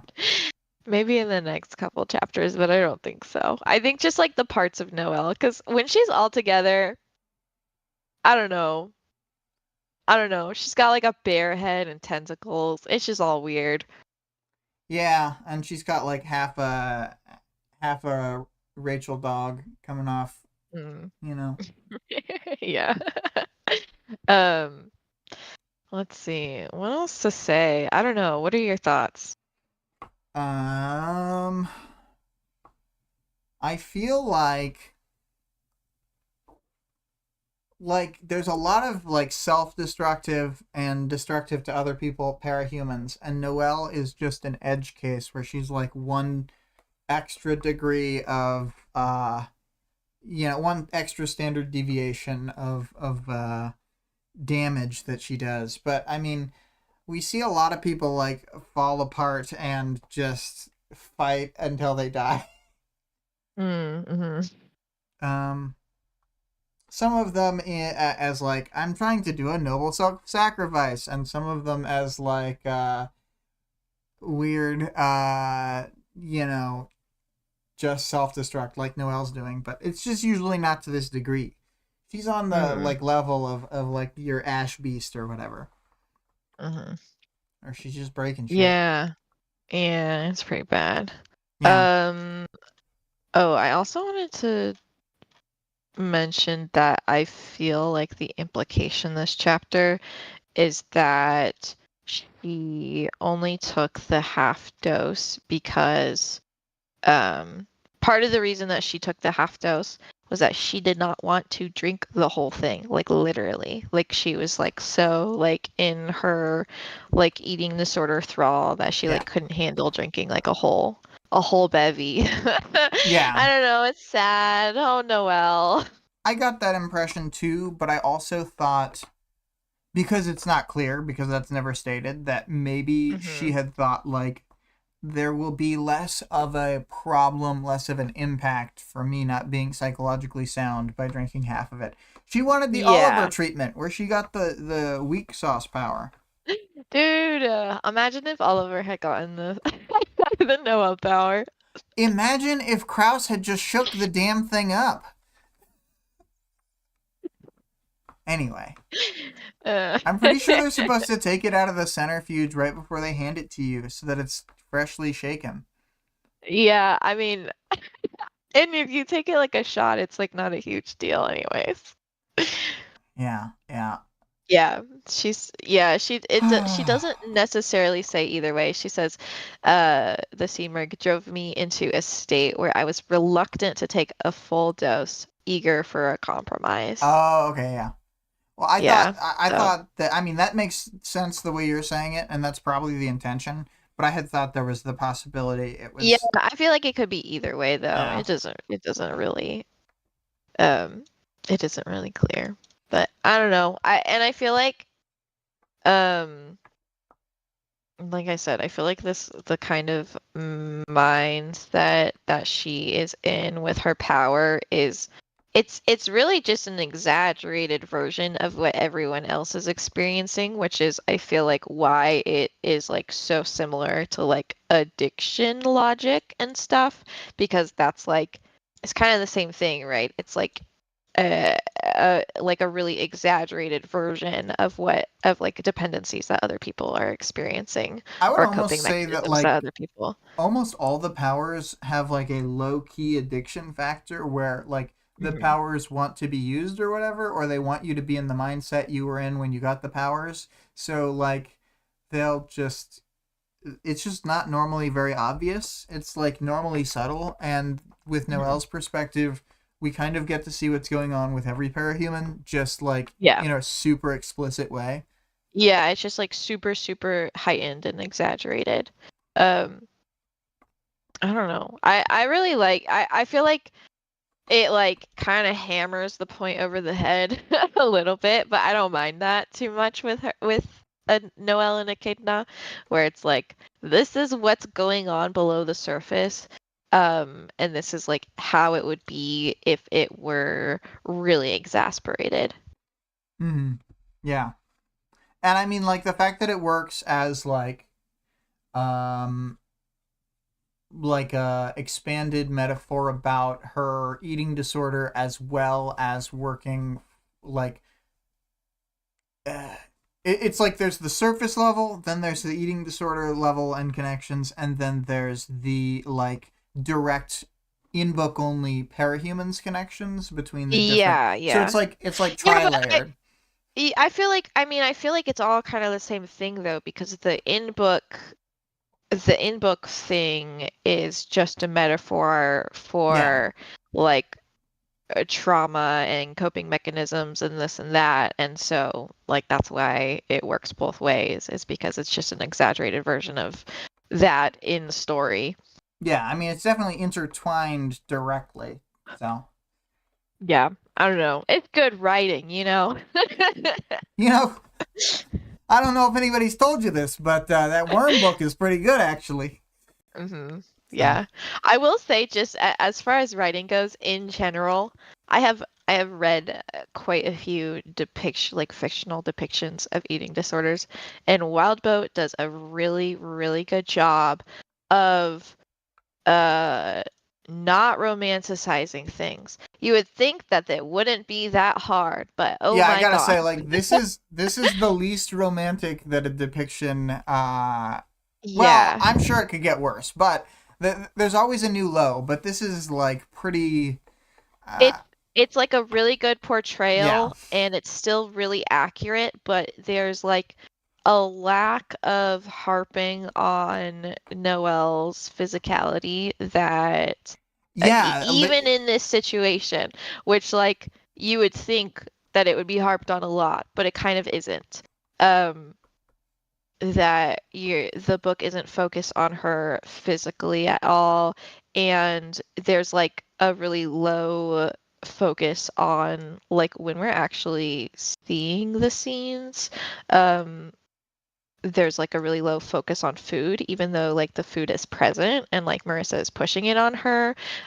I don't know. I've seen a lot of really bad portrayals that are not supposed to be bad portrayals. Like they're supposed to be like anti-eating disorder novels, basically, or propaganda or whatever. right. But the way that it's focused on the body and on food and on those specific things and like negative reactions from other people and stuff further fuels people who are in this mindset because when you're in like that really unhealthy mindset, I'm trying to think of another example, like another, I guess like other forms of self-harm. Like people go on Tumblr and look at that kind of stuff on purpose, and it like it continues to fuel whatever problem they're dealing with just because it's ugly and not like aesthetic or whatever doesn't mean that it's not being romanticized by the author. Right, and I'll say that I think that a lot of sort of negative mindsets, etc., sort of have that thing where people will seek out the thing to keep sort of. It's like confirming how they already feel or whatever, and it's like a hmm reinforcing loop. Like you hear it a Yeah. lot on the like for incels and whatever when they're like super obsessed Yeah. with like, oh, because my jaw isn't the right jaw, I can't Yeah. do People like X. feeling bad about themselves. I don't know how to explain that to like people who can't relate to that, who have like never had a thing that they engage in to Okay, like feel yeah, bad and like but to wallowing, continue. is sometimes you want to wallow. Yeah. Yeah. I'm not saying you should And wallow, but like, think about teenage girls. What are they doing? They're always wallowing. They love it. It's so good. And that expands to like way more like chaotic and inappropriate behavior. It's not just like wanting to like be sad to be aesthetic. It's like, I don't know, it's this whole thing. Um, and so when you're creating content around that kind of stuff, you got to be like, I mean, and responsible. people, You got to think yeah, about you, whether it will set somebody off. yeah, yeah, exactly. Like, I don't know. People say that. I feel like that's like talked about a lot with music or whatever. Like this musician romanticizes abuse, and they'll say, "No, it's not romanticizing abuse because I never say that it's positive or whatever." But it's like it's being put out there, and it's being exclusively consumed by people who want to like really get deep into whatever negative feelings they're feeling about themselves or whatever like romanticization they're feeling towards like abusive relationships or whatever. I don't know. It's like Well, I don't know how to I get what you're talk about all saying, but that sometimes because it's a it's little so like tough because, like, for example, a song that you and I both like, the Fantagram song "You're Mine." In fact, I think you had oh, it's told so me good. that's one of the only ones you had known before I had like brought them up. Um, hmm and like that is about an incredibly toxic relationship, but I don't think Mm-hmm. it's irresponsible media. I think it could be misinterpreted because you can misinterpret anything, but I think it's pretty Mm-hmm. explicit of like, this is bad. Like, they're Yeah. both weird, terrible people. Yeah. Yeah. And it could still be listened to be like, oh, like whoa, is me. I don't know. I love toxic music, okay? It's one of my favorite genres. Yeah, toxic Um relationship playlist. I love a toxic relationship playlist. But I don't apply it to myself. Right, right. I'm not interested in having the relationship from your mind, but Yeah. as a Yeah. song, whew, it's so good. It's so good. I love that song. I was just listening to that yesterday. Um, yeah, I don't know. It's very, anyways, all this is very teenage girl coded. If you're not a person who likes to go out and ruin your own life and your own mindset about things, go talk to any teenage girl and you'll understand. Cool, cool, cool, cool. I don't think I have much more to say about it. I think we can scoot to the powers, knowledge, and world building, unless you have more character Sure. stuff. Cool. No, go ahead. We can talk about everyone's smells. Smells. Yeah. Well, you had brought up smells specifically, so let's go to that section of the chapter. Um, Um, Taylor and Gru and Eidolon all smell yeah. interesting. What do we know about Eidolon and Gru that we don't know about Taylor? Um, well, we know about Gru that Gru's had a second trigger event, Yeah. although I don't think Eidolon has.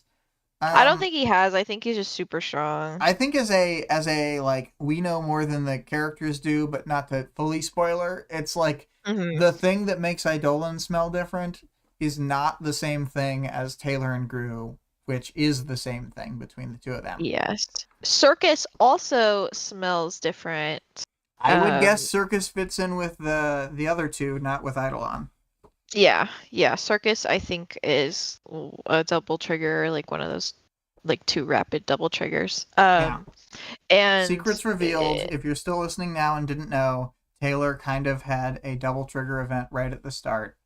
That's right. yeah, yeah, crazy. And it's like confirmed in a couple different chapters where people will specifically be like, Taylor and Gru smell the same, but Or different from everyone else. later in the book, right near the end, someone like says to Taylor's face, like, "Oh, you can't have a second trigger event. You already had one. I'm scanning you with a device."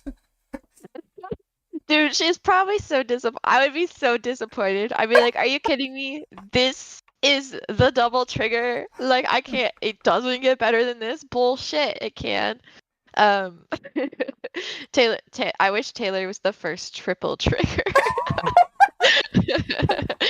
I'm too She's hardcore. She goes Super she Saiyan like level 3. she takes a vial and that's how she does it. She unites the the agents Well, inside her brain and they get a triple trigger. level. I gotta figure out the order. So the Super Saiyan hair levels.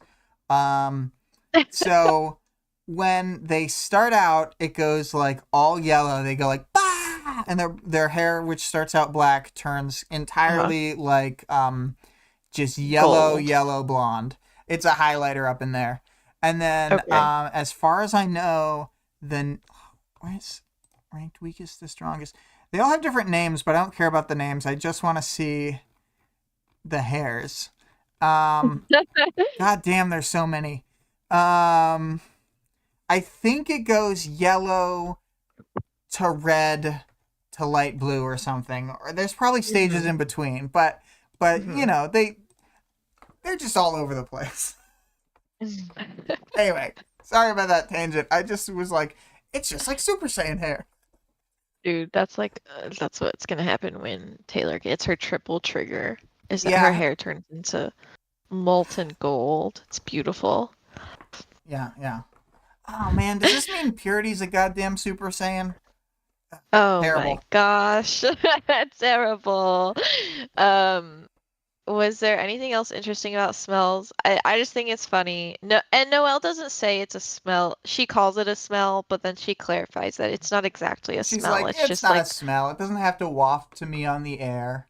it's like an essence that like she can like feel or taste inside of herself. I think importantly, it means that she has a way to sense where powers are, even if, or like they're linked into our world, even if she can't see them by line of sight, smell them by Mhm. like line of wind, like whatever the case may be, she doesn't need to have There's like normal a contact. string She's between like, her and all the others. it's almost like how Tattletale could sense you even if you're around like something that a normal human couldn't possibly like see through or whatever. Um, Yeah. except that it's just way more reliable than Tattletale's power in this Yeah, like yeah. application. Yeah. Yeah, it's just I think that was the first implication to us that Taylor had been a double trigger already. So it's just fun. Um, and she says that a couple of the other out of town capes are also double triggers, but she doesn't say who because that would be too much information. Kind of would be. I Wildbow still really want to know. threads the needle a lot of times between like having a billion things going on and then like having it be followable. And I think Mm-hmm. that it's very easy to fall off the rails and not be followable. Mm-hmm. But Yeah. I did want to say, especially hoping that Greg is listening in, we get to see lots of little one-off power applications, like a Gru who has more or less Hisoka's power, darkness that has all the properties of both rubber and gum. Yeah, I had to meme Gross. at him. Um, See, that's why his name was Gross, okay? I don't give a shit about Grace. I don't she doesn't need it. She doesn't need a special name. she's ab horror because her abs are so good normally, and it's a real Ugh. nightmare with this version. I think that she is cl- her normal name is Grace. Her other person is clumsy. I Yeah. think we need to go more with like the seven dwarves names. We got Mm. Sneezy, Bashful, Dopey.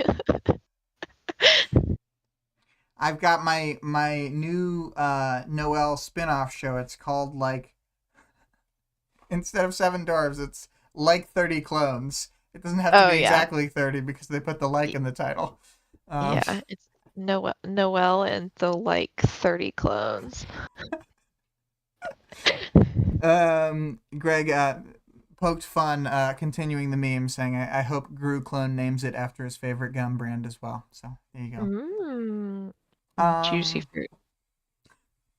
do you have more that you would like to say about the powers knowledge, etc.? I do feel like we learn a lot, especially through the smells thing, but like we have Yeah, we also learn a talked lot through about the a lot. smells thing, and we learned how intentional the powers can be, where literally she says, "Show me a happy memory." It doesn't listen to her because the memory is not happy. The memory is, I don't know, it's not unhappy necessarily because it's like pre-disappointment. It's just like it's like talking about the setup of like what it's trying to find or whatever. Um, but like she's like, I'm gonna give in to you, make sure these things get to give me a happy memory and make sure that Kraus is safe. And it does that. So it's like, I don't know, it's like the most amount of cognizance that we have seen from the Oh yeah. powers so far. And it kind of aligns with what had been talked about in the Crusader chapter, where he had been talking about the different theories and how a lot of people think or like some of the theories believe that the powers are like more cognizant and more intentional. Mm-hmm. So it's like a pretty quick payoff, which is nice. Yeah. I wanted to pull out. I'm trying to find it, but it's Oh yeah, here it is. Noelle's eyes went wide. It wasn't me. Whatever her body was, the intelligence and purpose that lurked inside of her other half, whatever these powers were, it had all gone to the wrong person. Gone to the wrong Mhm. person, askew from the beginning, then twisted further by her own psychological issues. Messed up by the fact that she'd only taken half a dose. And so the reason I read that is just, I think that us learning that powers can go to the wrong person, especially in context of like this is a cauldron cape, like, Mhm. you know, it's kind of the Yeah. like obviously there's a very different context, but the Eleanor, like, if she's in the good place by mistake, does that mean someone's in the bad place also by mistake? Yeah. Somebody didn't get their powers. Somebody didn't get their That's powers. so What does this sad. mean? I would be so pissed if I had known I was predestined to get fucking superpowers and then some rich bitch bought them and drank them. Like, not Noelle in this case, Yeah, but yeah. The someone rich else bitch did that to Noelle. me. Rich bitch Noelle. That's my new fanfiction AU, rich bitch Noelle. Oh, I would love that. I would love that. Rich bitch Noelle and Kraus is like, he's like her doorman or something in this situation. Yeah, I feel like he gives doorman vibes. like the family hired him to be like I think he could be a chauffeur as well. Like it could Okay. work He could either be a way. chauffeur. But like Maybe they he could hire be like a him. tutor or something. Yeah, like a really he's a young prodigy and he's like, "You also like video games? Video graphic Games. games?" I Yeah. would read this so fast. Yeah. Um I'll just say one thing. I have tried to look, I've skimmed through AO3's Worm fanfictions. A lot of it is Danny Armmaster. Danny Armsmaster? Yeah. I Danny X never I Armsmaster. never would have guessed.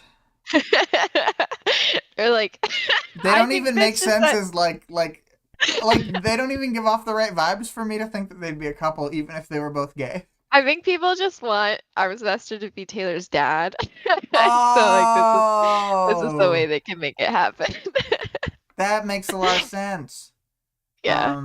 Um, People like Danny with powers generally. Oh, in these fan fictions, maybe he has powers. Danny has powers oh, okay, too. that didn't That even could be occur to it. me. I just assumed he Yeah. was I still haven't read it. unpowered Danny kissing Yeah, powered I hadn't read Colin. any of them. I don't actually read fan fiction. What I do is I go on AO3 and I look at the tags and then I read through a lot of titles and a lot of short descriptions, and that is what I do instead of read fan fiction. It's I because none of them are ever what I want, and so that's how I consume it. I haven't read fan fiction in a long time, but I mean, one, a lot of it is obviously bad. But two, I can usually tell pretty fast and then bail. Yeah, yeah. Greg, if you're actually reading fan fiction, just send us the good ones. Greg I already literally sends us the don't good care ones, and we if there's just no already romance in haven't it, and read then I them. don't give a shit. So, just so you know. There's one I'm Fanfiction supposed to without read romance. that's set in the super far future of Madoka, and I never Mhm. read it because reading is that's real hard. Reading is hard. It's true. You can't say that on our book review Shh. our book review stream. Anti-reading propaganda. Sorry, readers, reading is hard. Sorry. But this is more like a Uh, compliment. This is like, hey, readers, you know, when you read something, you've just accomplished something really oh difficult. my God. Let's talk about Ransack. Greg is pointing out the thing is to the stars, and then that I would love it, and also that it's very similar to the culture, which is a setting that has multiple books in it. Mhm. Anyway, so the bonus section, there is a ransack overview. I did take one slide from the ransack slide, and I included it here because reasons. I wanted people to look at this pictogram. One of the things that I thought was most interesting about ransack that I will highlight in a moment as I go through is that it's not just a head-to-head, team-to-team thing. you can do 3 teams in like a legitimate tournament game where Mm, the heroes from Team A have to attack the monster from Team B. The Team B heroes have to attack the Team C monster, and the Team C heroes have to fight the Team A monster. And it's still like a interesting. rush to see whoever defeats their enemy's boss first, like, wins. So there's Mm, not like ambiguity around it. It's really like the first to get the kill. But hmm. and I guess you could totally king make and like help the other team get the kill. I mean, Yeah, if you like hated one of the teams or whatever, like and if you're you like, were we're not Cody, gonna win, let's just go. let's say that Cody is playing on the blue team and Kraus is playing on the red team, Cody's gonna kill the red boss to help yellow win. That's for sure gonna happen. Yeah. Also, I like that the monster examples are red weird octopus with one eyeball thing, blue genie, and yellow minotaur with Hmm. matching adventurer colors. Also, Very you get to nice. see they kind of have different loadouts, it looks like. And like one of the yellow team people has like an animal companion too. So that's kind of Hmm. interesting. Um, It's definitely Marissa. um, So I'm gonna leave it on the normal art though. So I wrote this overview a while back when we were in Arc 17, but more or less, teams of 4 heroes fight to kill their target overlord, which is like a monster boss that one of the enemy teams has. I'm just gonna mostly talk about the idea of the 1v1s. Um, the Overlord is seemingly both the name of the player doing like the dungeon and gets used interchangeably at the end of the document to mean the boss monster. So, uh, hopefully, it will be clear what I'm talking about when I say either of those words, but whatever. Yeah. The Overlords focus on dungeon building to hold off the enemy heroes. They choose room layouts, minions, traps. In the one fight we see, we know that Jess is the Overlord for Team Noel, and it seems as though she's kind of like the usual one. They never tell us a real team name, which is sad. Um, Hmm. the heroes don't retain levels or equipment or gold between sessions. It's like a League of Legends game or something similar where you start out at the base level every game and then you have maybe some starting gold. Um, uh, I did highlight here again that it can be 2 or 3 teams, which is bonkers. Yeah. I would love to Very play multi-team. interesting. Yeah. Um, Games are typically under an hour, and there are optional settings to limit the amounts of rooms or map size to make it even shorter. And there's a format where they do round robin games. I found this interesting too, where different players from the same team play the Overlord as they play each game, either like till everybody has played the Overlord or through a set number of victories. Um, uh, and that's just like I don't know. That's really interesting. That like every player would have to have their own overlord style and stuff, and that each team configuration would have to be able to work their heroes based on, to a certain extent, what their overlord has. So like you know, it's like League of Legends level depth in terms of like they've got 1 billion characters, and this has like you as a team need to know not only probably what all your enemies are going to do, but also a different Mhm. strat for one of 5 configurations of the team. Like Mm. that's crazy. Anyway, new players are locked into basic slash effective hero builds and gradually unlock the full ability to mix in any skills together. So like if you've played enough, I get the impression that you could truly put any combinations of skills on a character, but just like a lot of combos don't have good overlap and stuff, so they don't want people like to have to think about that at the start.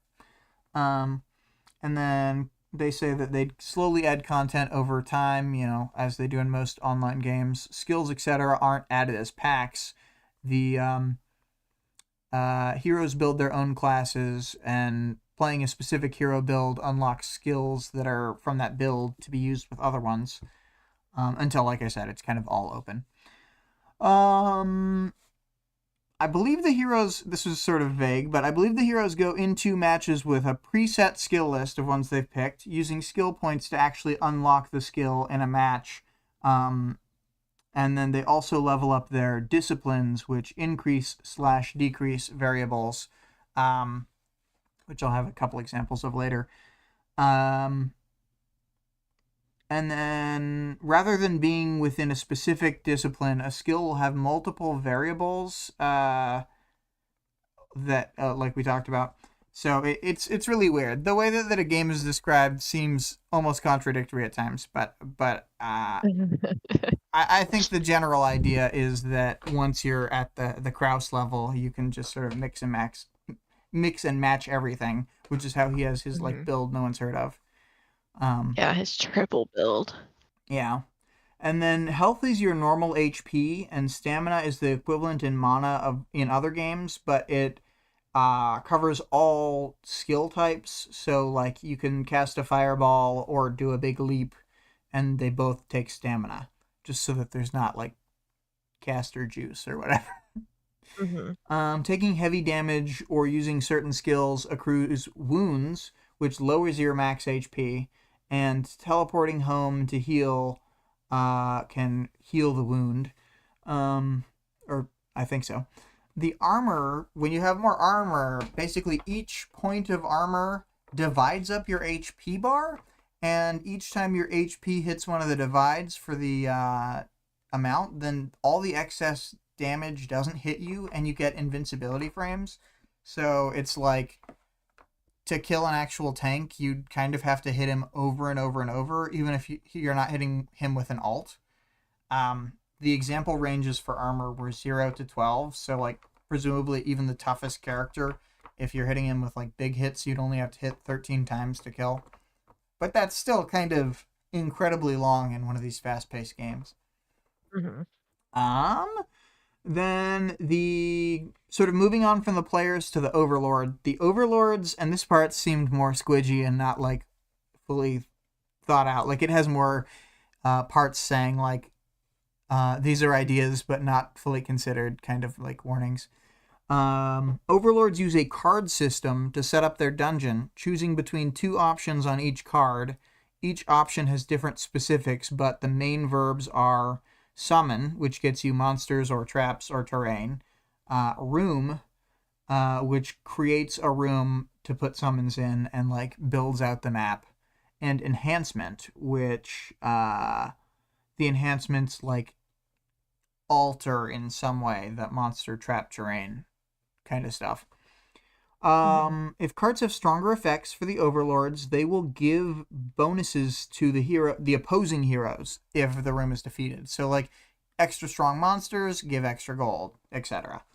And then the cards are drawn at a set rate, but a lot of the cards themselves alter draw time. So you want to, like, presumably powerful cards will increase the time until the next card draw, and then weak cards may intentionally have the effect to increase draw speed, so you get more cards faster. The overlords start with a deck of...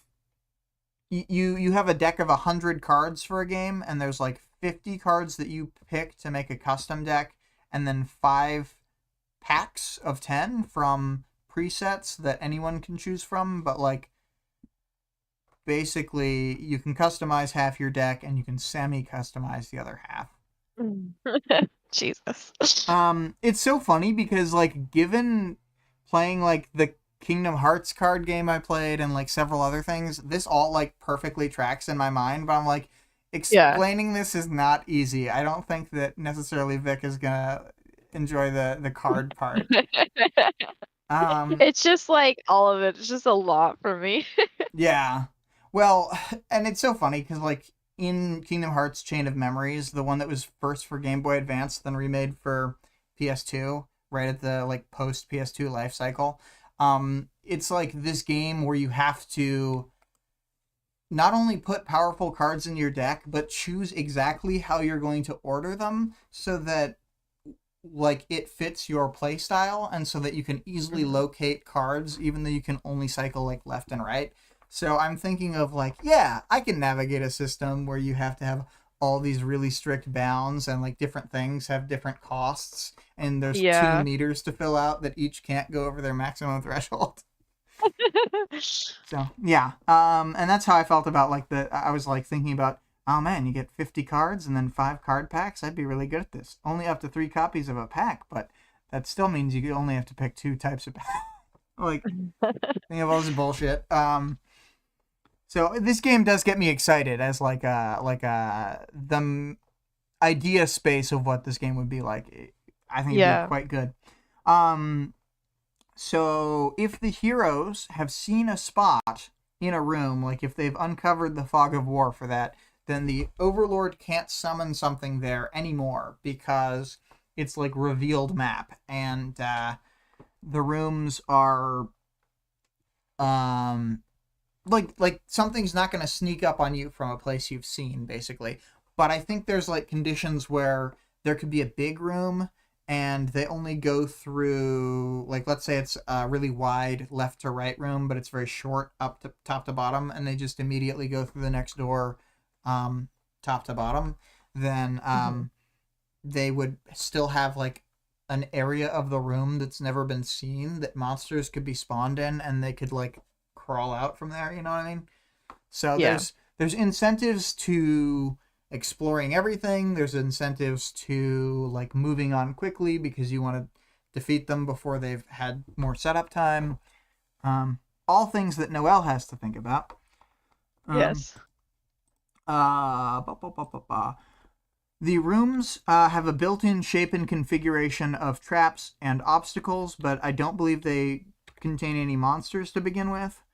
Um, boss rooms, a boss room is required for each side, and if you build out to a halfway point of the space you're allotted, then you need to add a mini boss room before you can continue. Which is actually really good for your side because although the mini boss room can be used as like a checkpoint, it also means that like they have to fight a significant monster before they continue progress. Um, and boop, boop, boop, boop, portal rooms exist. They allow heroes to jump back into their own side to like fight advancing enemy heroes, etc. We see that get used in the story. Um, Overlords have 3 resource pools. I don't really understand how these worked into it, but the resource pools are knowledge, cunning, and power. And I guess playing certain cards would get you resources, and you start at 0 for all your gauges as the person. So it's kind of like the opposite of the heroes who start with full HP and full stamina. Um, but the Overlord has direct control. Oh, yeah, no, I should say this part first. The monsters and traps are not controllable and all have specific behavior patterns. But the Overlord directly controls the boss monster, which is also known interchangeably as the end boss or the Overlord in the dock, depending on the page. And Okay. then until the heroes breach the final room, the end boss is trapped within it. Same with the mini boss, like can only advance as far as the mini boss room. Um, but you know, it's. I guess the idea of moving your boss further back and lying in wait in a room with more stuff, even if you're giving away a checkpoint to do so, might mean you could like dump on someone. Or if they open the end boss room when they're not actually ready for it, you can chase them all the way to the bounds of your own dungeon. Yeah. So, uh, the different classes they discuss that they mention are, or whatever they're called, the builds. Uh, Adventurer, Bandit, Barbarian, Challenger, Chronomancer, Despot, Duelist, Highwayman, Soldier, and Temptress. And then the types of like things that you can put your points into that directly affect the skills are like things like assassin, caster, enhancement, evasion, illusion, subtlety, and temptation. And I had this 17.1 pull out if you want to read this little. I've been practicing with an illusion subtlety assassin hybrid class. Illusion sucks, Cody muttered. And a 3-way hybrid? You're spreading your points too thin. and this is why I'm on the team and you aren't. I'll take the first opportunity to invade our dungeon, use the subtlety and assassin part of my build to pick them off as opportunities come up. Our core group's pretty strong, so they'll be fine as a trio. Since it's normal to fall behind when invading, they won't notice I'm weaker with a shallow point spread. Endgame stage, I can return to the enemy dungeon to help against the boss. I'll whip out the illusion magic and we'll make a play. Circle around or get him to activate the traps too early. Oh, and then he Wow, gets what a cut off. nerd. But like this shows to me that Kraus actually like has really thought this out, and he has like a really good plan. Because another thing is they need to change it up every game more or less, and this already gives him a 50-50 split on like he can just also play this without using the illusion and like have stronger subtlety and assassin, and like if they discount that thinking he's an illusion, maybe that he can pull a trick on them there. But like he's already got such a like mind gamesy build in mind. Oh, it's great. Like Yeah. it's clear to me he would be actually great at Ransack, Yeah, whereas I do think that he is like in story supposed to be objectively better than Cody. yeah. And then there was a example skill from page 11 of the Ransack intro where it was from the Temptress. It's Steel Heart, and it throws like a projectile that's in the shape of a heart, and when it hits an enemy, it charms them. So the things that can be sort of augmented are subtlety will increase the projectile speed as well as decrease the cooldown. So you shoot it faster and more often. The duration increases with enhancement, so seems like directly. I think it's a direct second bonus or something. Let me look at the doc real quick. Page 11. Yeah. It's so the top thing, the projectile speed is like a multiplier. It starts off on 1/2 its normal speed and then ramps up. Although that's a bit odd. I think I'd started on 1 speed and just times up to 5. But I guess maybe that's a preset projectile speed where 1/2 means something specific for all attacks. That's probably what it is. The cooldown's directly in seconds, and if you max out your subtlety, it reduces the cooldown by half, goes from 16 to 8 seconds. The duration from enhancement goes from 2 to 6 seconds. And then these two other ones are minion damage. So like when a minion is charmed, it fully goes to your side and attacks its own people. And then it starts off dealing half of its normal damage, but then goes up to 2.5 times. Then if you charm a boss, they don't switch sides. They just deal less damage to your side. So anywhere from 75 to 25%, which seems like ridiculously good. But that's if you like max temptation. I wanted to share Greg's comment. He said there are all kinds of builds, like ditch wizards, rich wizards, matter mixers, black hatters, and water witches. I kind of have to say it in the right voice. I didn't realize he was doing a Neely. There are All right, all go for it. kinds of builds, like ditch wizards, rich wizards, matter mixers, black hatters, and water witches. It's so bad. Matter mixers are clearly just like chemists with tubes. Yeah. Anyway. I feel like this is what other people feel when we're like explaining. Like anytime I say tinker in public, this is how I imagine they feel. It's like matter mixer. This is such a tinker situation. You've got you become baby cakes in the eyes of other people. I literally like I talk about tinkers more than anything else about worm in like public to random people. Yeah. Well, I mean it feels like it makes the most translatable sense in terms of like that word just means the same thing, more or less. But I will say about this particular baby cakes rant, he talks about he says something that's very prescient to this part of the story. He says, some people don't believe in nothingness or clones, but we all know that nothingness and clones are all around us. Oh my god.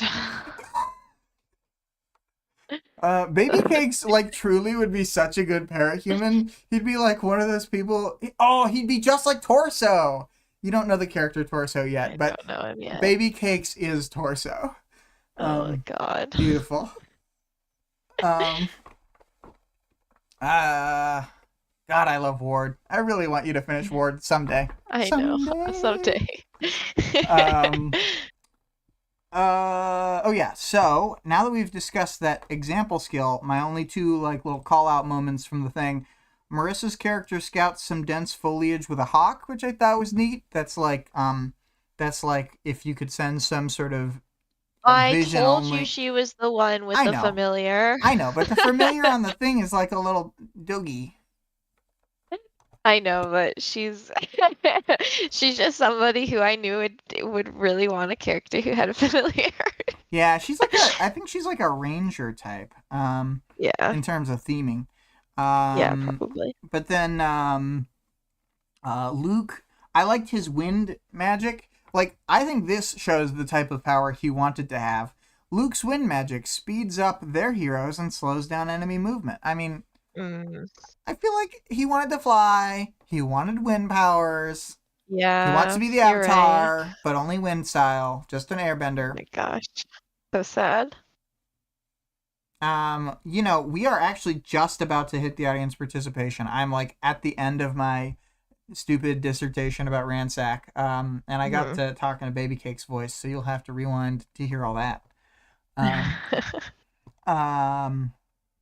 So for audience participation, 18.xyz, what do you think your Ransack build would be? And moving over to the Discord, the first answer was from Vale. Vale posted the link to the doc as discussed earlier. And as discussed at the beginning of the stream, Vale said, I did not read the doc to learn about this. Well, you can rewind and then learn all about Ransack. And then, so it's, Vale says, on defense, I would have an illusion main with some necromancy support and a necromancer main with illusion support. This combination on defense is not popular at all because the majority of Ransack teams are built around a more standard meat shield tank and healer pair, but a well-coordinated illusion necro and necro illusion duo can tank nearly as well and can also shift to a much more offensive build on the fly. My striker would be a pure witch build with about a 75-25 split on offensive hexes and movement speed, dodge, and teleport defense. It's important to coordinate with the defensive pair using terrain, line of sight, distancing, and hex timing to constantly create advantages as the team progresses. When done well, which is not easy, this is a super fast progressing and leveling team. My final member would be a Shadow Ranger. It meshes perfectly with Necro and Witch skills. The available buffs and team bonuses in Necro and Witch are all buffs and bonuses with a shadow that a Shadow Ranger wants.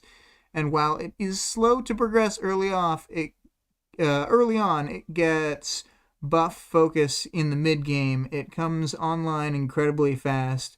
When it is complete and fully supported, a well-played Shadow Ranger is devastating. But which of those would you be? Good thing you're back. I needed to ask you clarifying questions. I marked a 93-minute to catch up what I missed later, said Vale. I made the team. A Ransack build is a team build. Come on, tell us which one you want to play. Kraus would sigh at you so hard.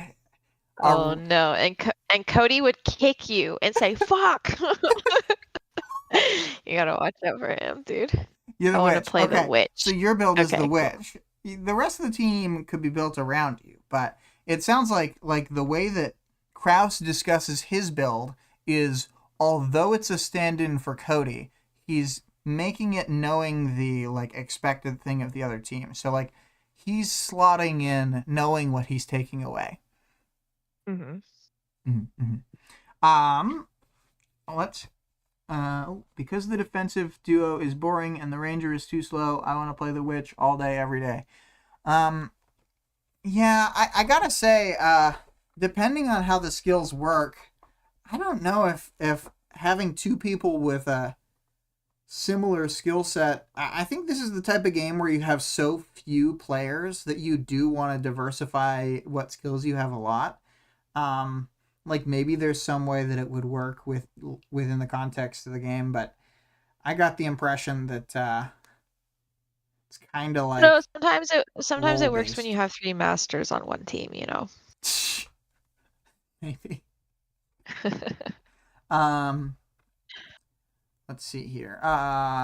Greg says, I'd make a battlefield control support with a combination of terrain manipulation, traps, ally movement buffs, and hard CC.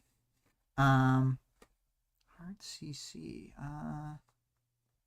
Greg, just quickly clarify that. I'm going to keep reading the answer. What is hard CC in this case? I'll probably be like, oh, I'm dumb. But, oh, crowd control. Yeah. Just as Vale says it. Yeah, makes sense. For non-boss fights, my role is to put up obstacles around my team, maximizing clear rate while preventing us from getting mobbed or pounded by ranged attacks.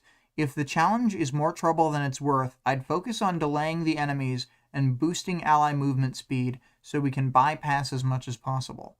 While most of my utility is getting us to the boss as effectively as possible, I still have a role in the final fight.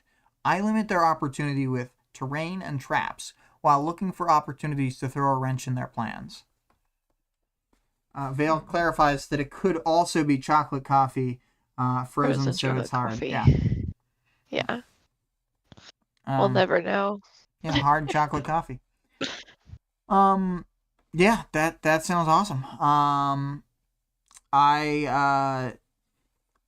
I feel like I almost thought you were gonna say that you'd make like minor summons, but summoning obstacles is good too. It really the aside from the healing, it made me think of the Cragheart, and the other day I was looking at that meme, Greg, where it's Morpheus is handing out Matrix pills, and there's 3 of them in front of the chooser. One says attack, or one says melee, one says healing, and the third says ranged, and then it shows the Cragheart's face, and then Morpheus just says, "Did you just eat all 3 pills?" But anyway. Vil said, I just realized I missed an opportunity to say I would play a stealthy melee bounty hunter build. Referring to some sort of Star Wars character that you wrote. Yes. Mm-hmm. So I would. Do you have an idea of an answer, Victoria? I would click the button that said Highwayman. Highwayman. And then I would click the button that said subtlety. Woo! That's what I would do. Yeah. Sounds good. Yeah. I think based off of what I understand of this game, I would probably I also sometimes will just pick the hottest character. Yeah, I know, but and then I click all the things that say suggested. Well, remember that temptation is an entire discipline, and temptress is a class, so you could just be like hot girl. They're not always gonna be just the hot girl. They gotta usually more of a cutesy look. Yeah. Sometimes they're too hot, like that lady in League with the guns. She's like ginger. She's like a ginger pirate with guns. Oh, the pirate, yeah, Misfortune. I know that one's name. Yeah, Misfortune. She fucking the way she flounces around, I can never play her. I can't stand it. Man, I'm kind of into her. I like the one with those like evil looking tentacles, and she's got glasses from the music videos. I like all 4 of them that are in the main K-pop music video one. I'm Okay, like, okay. those are the hot girls that I want to be around. In fact, I'm forming a League of Legends team. It's me and those 4. My build is Temptress with Temptation. Only. Only. Wow, it doesn't really work so well when you only pick one skill. Only. But, okay, fine. I'll do Only. enchantment as well. Okay, okay. Temptress with Temptation and enchantment. Okay. Mm-hmm. So I would want to be, not, there's probably a bunch of ones that we have unnamed here, but the kind of class I'd want to be is, I thought the way that the armor system sounded really neat. So although I wouldn't normally play a tank, I thought that this would be the game to do it in. Because, like, if you get a bunch of armor points, then, like, every time that you get thwacked really hard, then you're just invincible and still up in their shit. Sounds pretty cool. Pretty cool. Pretty cool. Vale said that build is tempting to play. Sounds enchanting. Yeah. Mm-hmm. And also, Vale had misspelled highwayman and subtlety. Oh my god, I didn't see those. And then there's just putting the X in the suggested box is too real for Vale. So, I think that that's all the answers we need. Unless you have more to say. No, I just click the buttons and I get told, so I don't have a good answer for this one. Sorry. That's all good. That's all good. I'm pasting the next question correctly. Ooh. We were so proactive, and we did this just for you, Vale. But it was really hard to think of and took basically the entire time we were talking before the stream. Yeah. What is a super useful power that you would hate to have? Yeah, and this is spawned by Scapegoat being featured this chapter. Oh my gerb. With a super awesome power that no one wants. No one wants this power. I do gotta say, right near the end of Ward, they reveal a power that I think is just, it's one of my favorite, like, Wildbow style things. Like, of course this would be a power. Of course. And I really don't want to spoil it for, like, even you. Like, even though it doesn't spoil, like, story-wise, I still was just like, that's crazy. Victoria, it's like torture that I can't talk to you about the end of Ward. Okay. I'll get to it. Listen, I still need to read Gideon the Ninth, but yeah, give me 2 years. Yeah, dear when Lord, you finish 2 years. When you finish the Locked Tomb series, the Gideon the Ninth series, then I will finish Ward. That. There's you only may 3 have books just set yourself up for failure here. Oh, there's only 3 books out right now, so you'll have to wait till the 4th one comes out. Oh, that's how. Okay. Sure. Plot twist. Yeah. Anyways, everyone should read the Locked Tomb series just while you're here.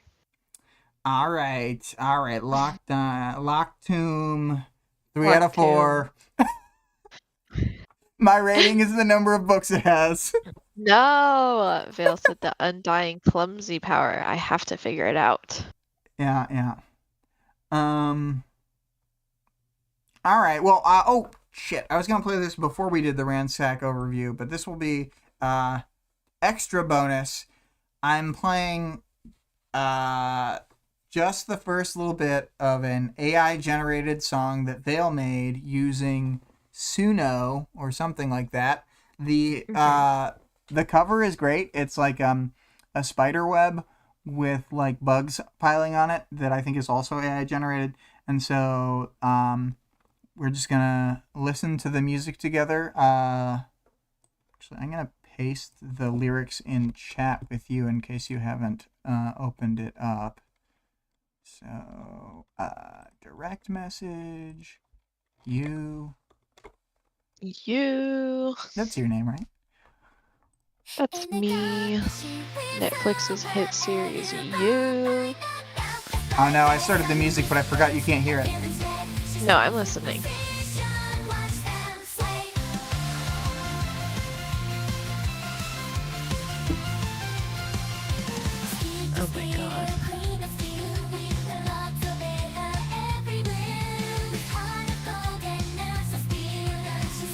This is really good.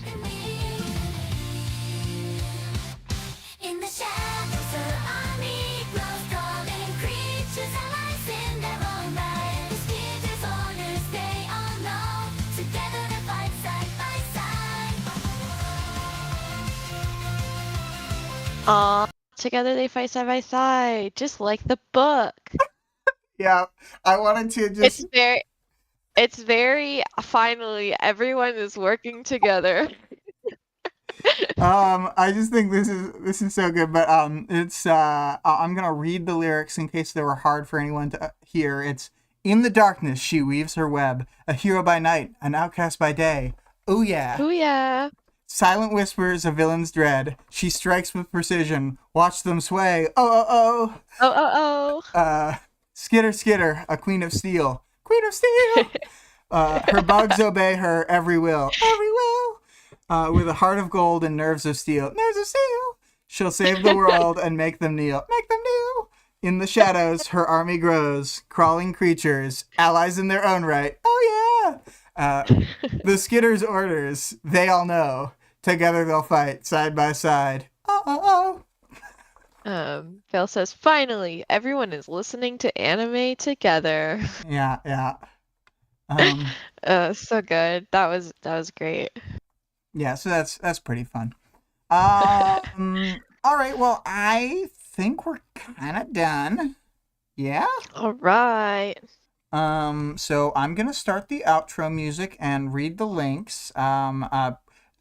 Prepare a stinger to say as your goodbye when my link reading is done. I know this is really difficult, and I've really ruined your day by asking.